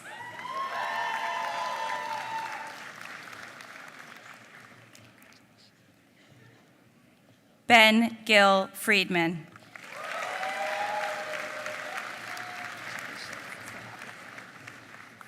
Benjamin Friedman.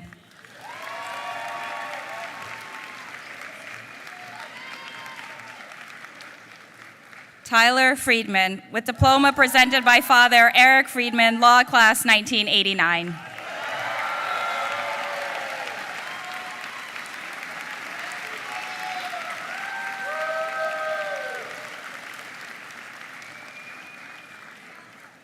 Christina Gaddy.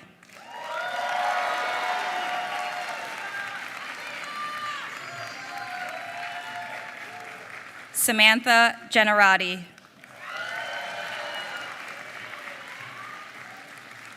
Megan Gergis. Braden Gervais.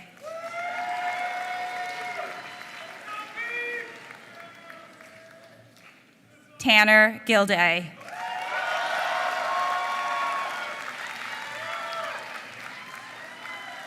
Santoro Giugio.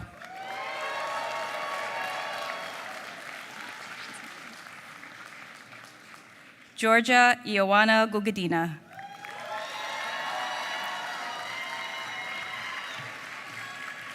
Maya Gomberg. So happy. Pilar Gomez.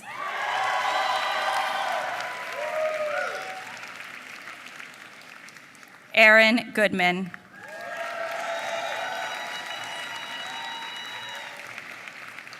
Caitlin Gurari in absentia. Bi Yao Guo.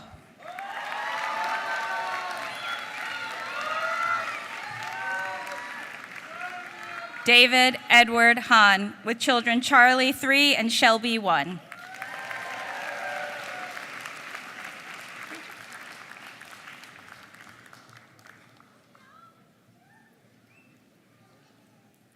Gina Hahn.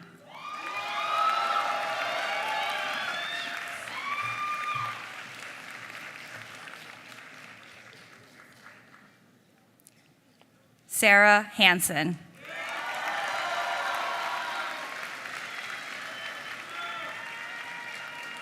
Samantha Hevner.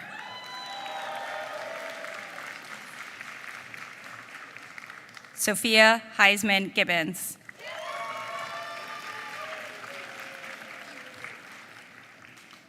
Selma Halal.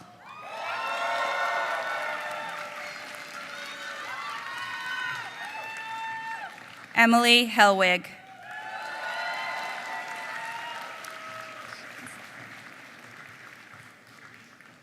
Connor Henderson.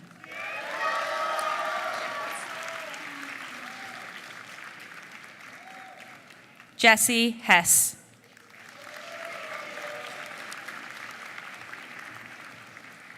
Gianni Hill.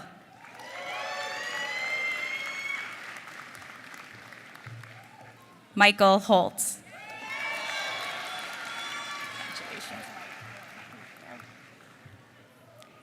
Will Howleb Mormon.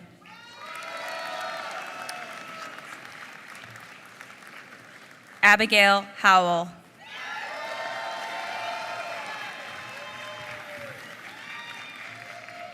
Tiffany Huang.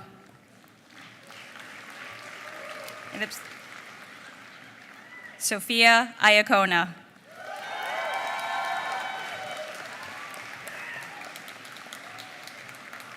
John Brian Ibarguen.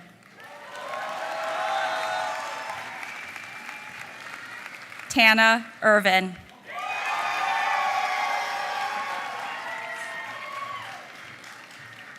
Brett Isaacs.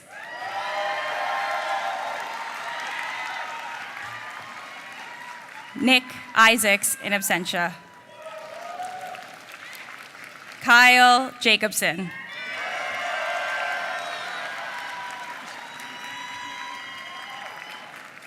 Sarah Jacklich.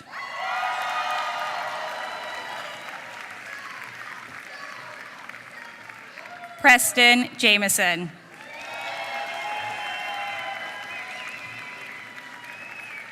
Brianna Johnson.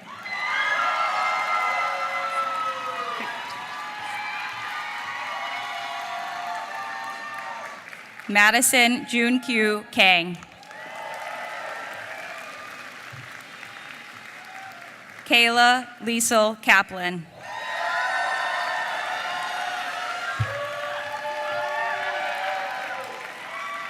Noah Kaplan. Benjamin Thomas Keener.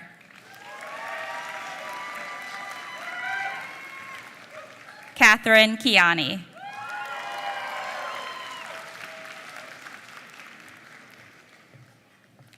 Adina Devra Kibble. Diploma presented by Mother Sherry Kibble, Law Class 1995.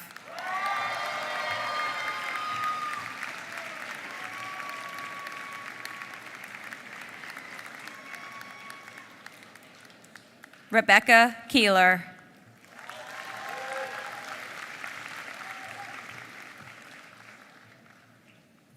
Joe Kim.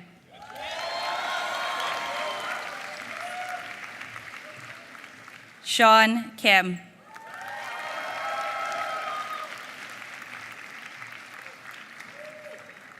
Dylan Patrick Curtin. Diploma presented by Sister Madison Curtin, Law Class 2022.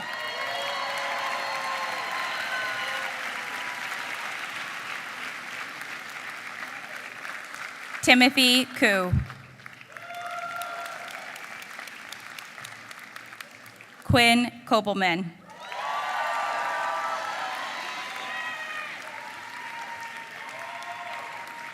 Emma Rose Kopp.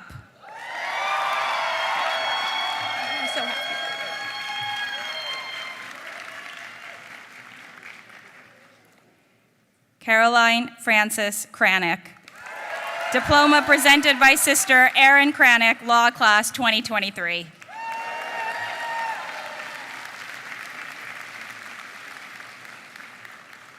Samyukt Kumar.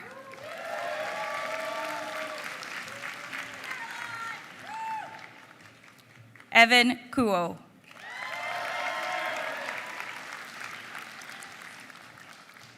Su Young Kwan.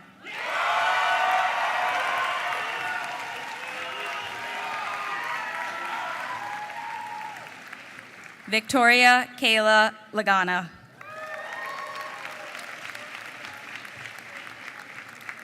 Giovanna Landicini.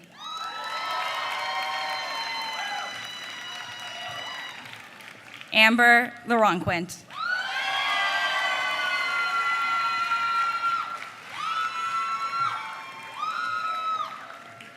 Andrew Harrison Lear. Diane Taihun Lee.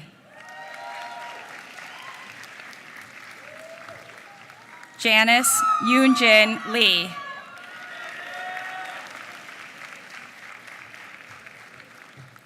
Sandy Minshan Lee.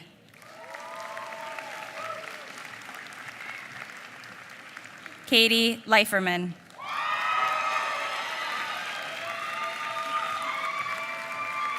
Louis Lavec.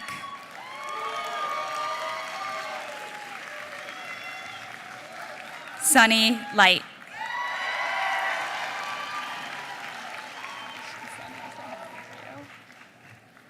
Sophia Lynn.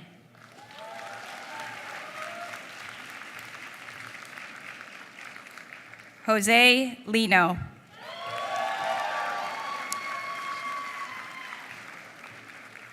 Lulu Lippman.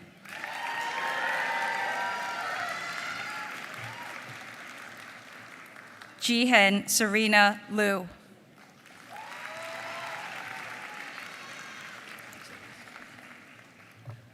Yesol Livingston.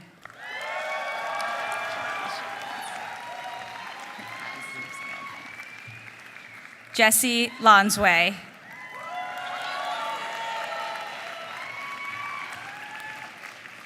Ike Liu.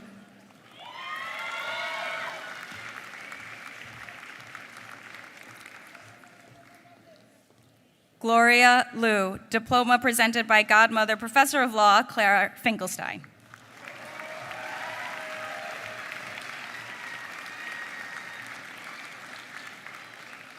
Dominique Malone Boney.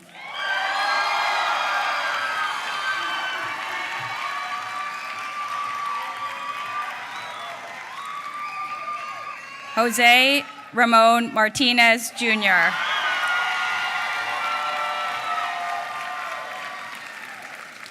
Stephen Philip Masterson.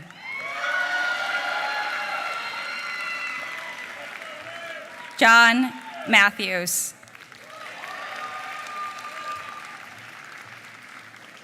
Aaron Maxwell.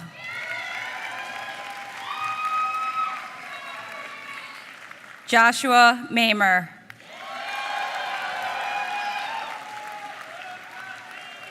Isabella Cara McCann.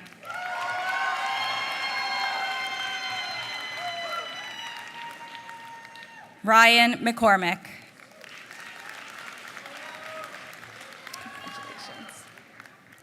Justin McCulloch.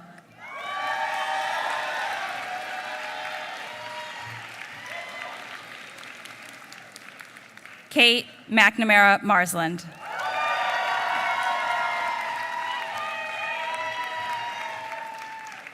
Jet Meek.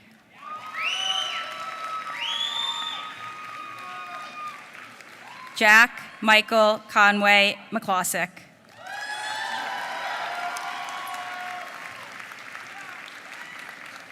Hazel Millard.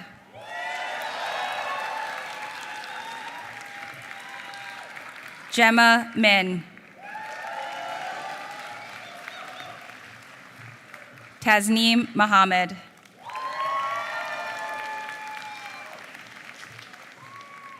Madeline Morales.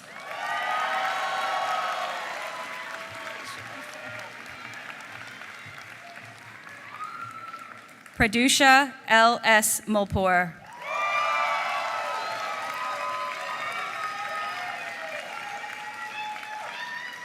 Dallas Nguyen.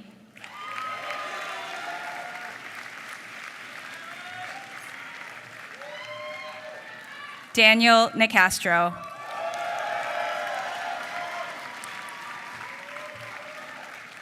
Ava Ocalini.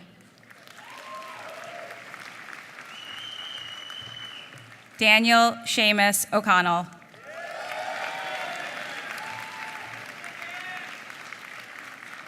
Abigail Oliver.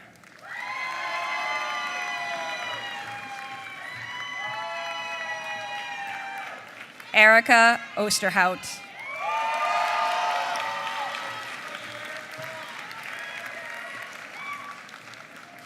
Patrick O'Toole.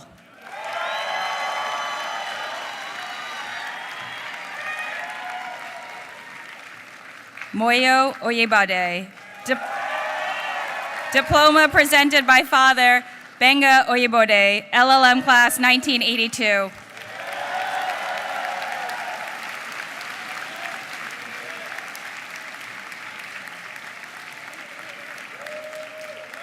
Eric Park.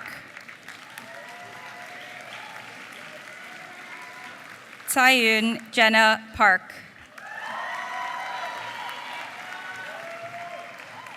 Shweta Parthasarthi.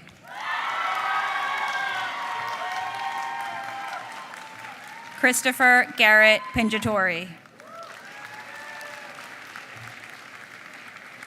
Cameron Plummer.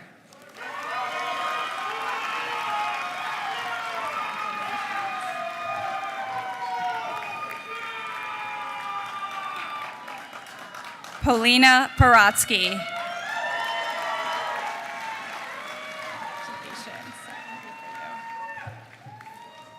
George Porter, Jr.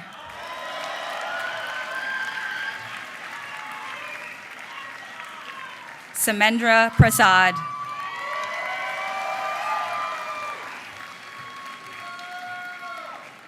Ashley Chi.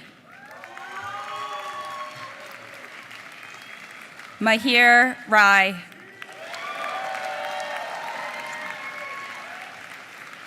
Morgan Ramsey.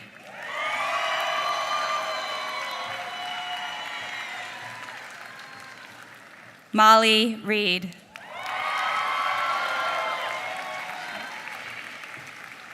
Kaya Rendo.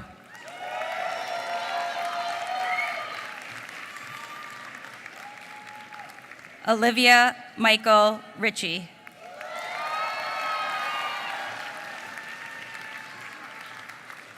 Joseph M. Raguto.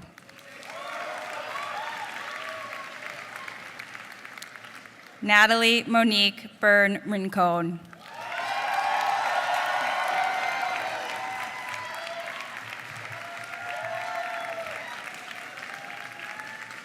Justin Roberts.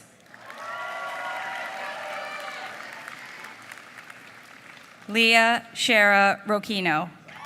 Diploma presented by brother-in-law Andrew DeVersa, Law Class 2017.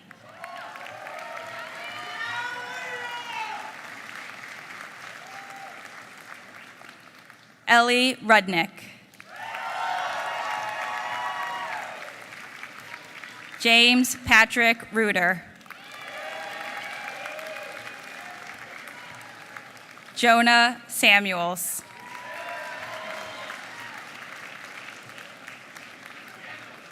Audrey Sargenti.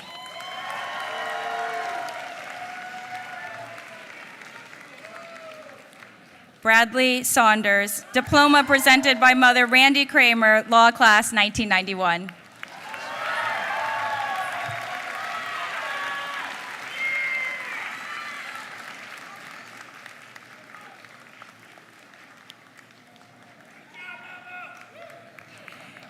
Henry Schlick.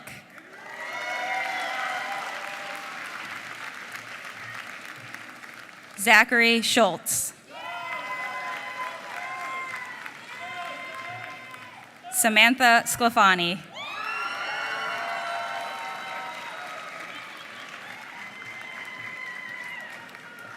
Ayman Shahab.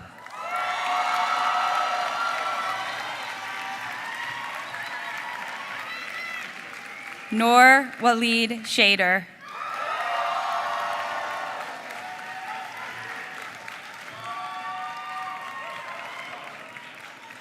William James Shepard IV.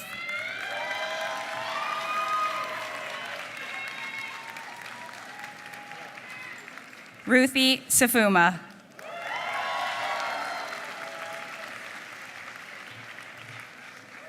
Brenda Situ.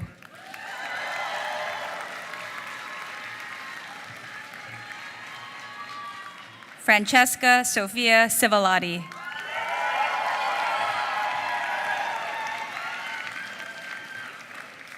Dylan Sivin, diploma presented by Father Philip Sivin, Law Class 1996.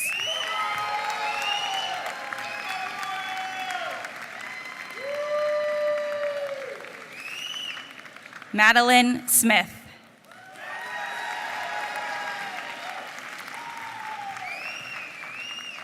Neha Sahoni.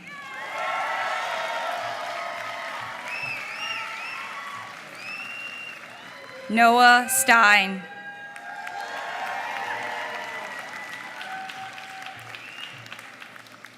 Wyatt Stillman.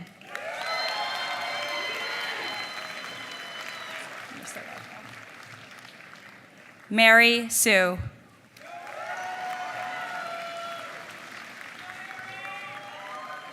Rami Sameda.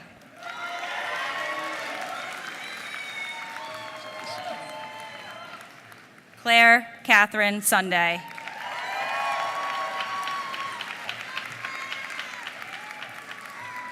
Jude Patrick Suvak.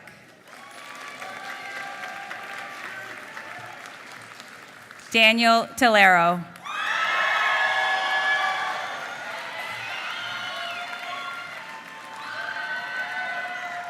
Christopher Tarakji.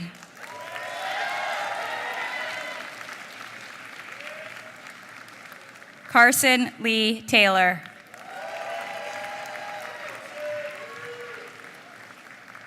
Billy Teitelbaum.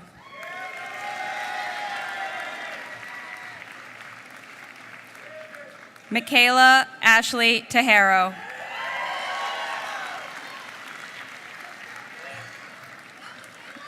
Rachel Tots.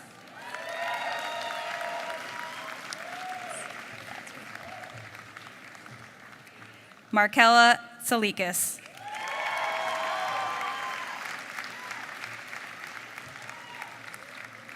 Anaga Vasudevarao.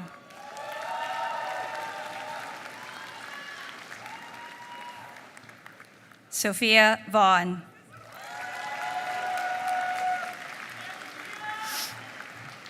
Zoe Thomas Verney.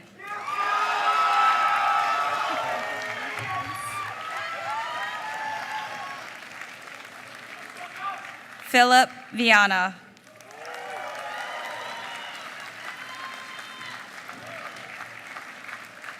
Davi Vieira.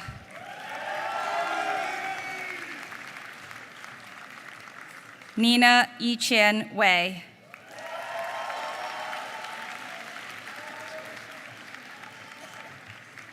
Taggart Peyton Weiss.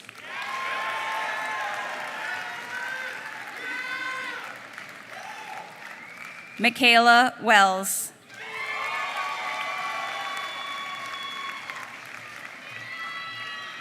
Emily Wen.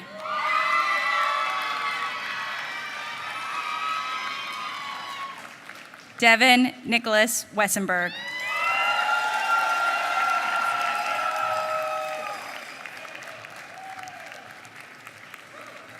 Holly Williams.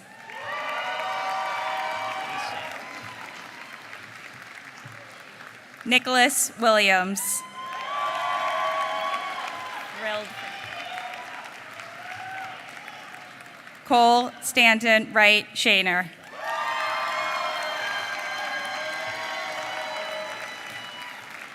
Adisa Yamusa in absentia.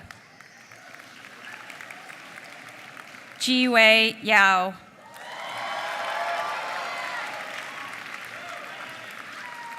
Amara Kiyomi Young.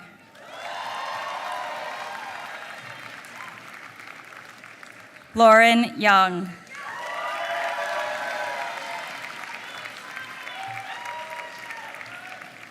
Angela Yu.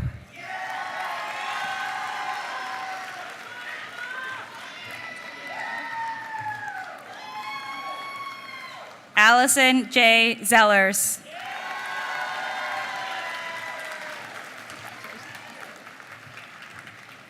Han Zhuang.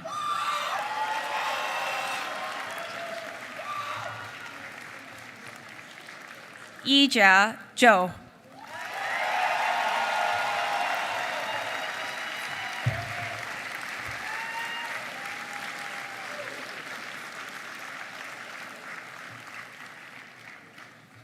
Congratulations, Penn Carey Law JD Class of 2026.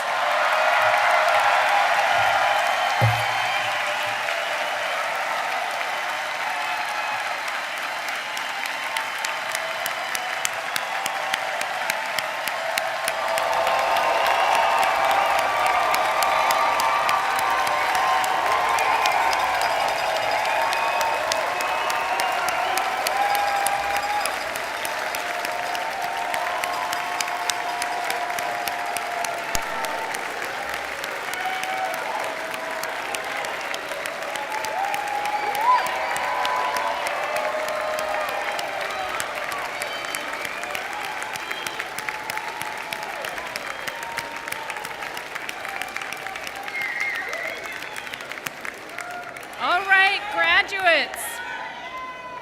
We only get to do this once, so let's all give it one more round of applause for the class of 2026.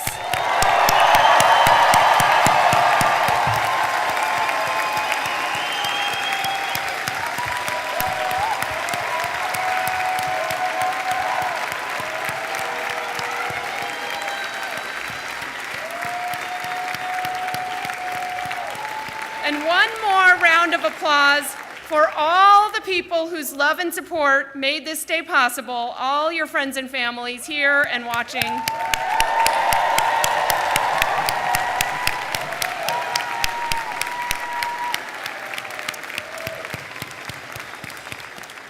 We will now begin our recessional off the stage. I ask everyone in the audience to please remain in your places until all of us up on the stage and the graduates have left the auditorium. And with that, I hereby declare the Penn Carey Law 2026 commencement concluded. Congratulations.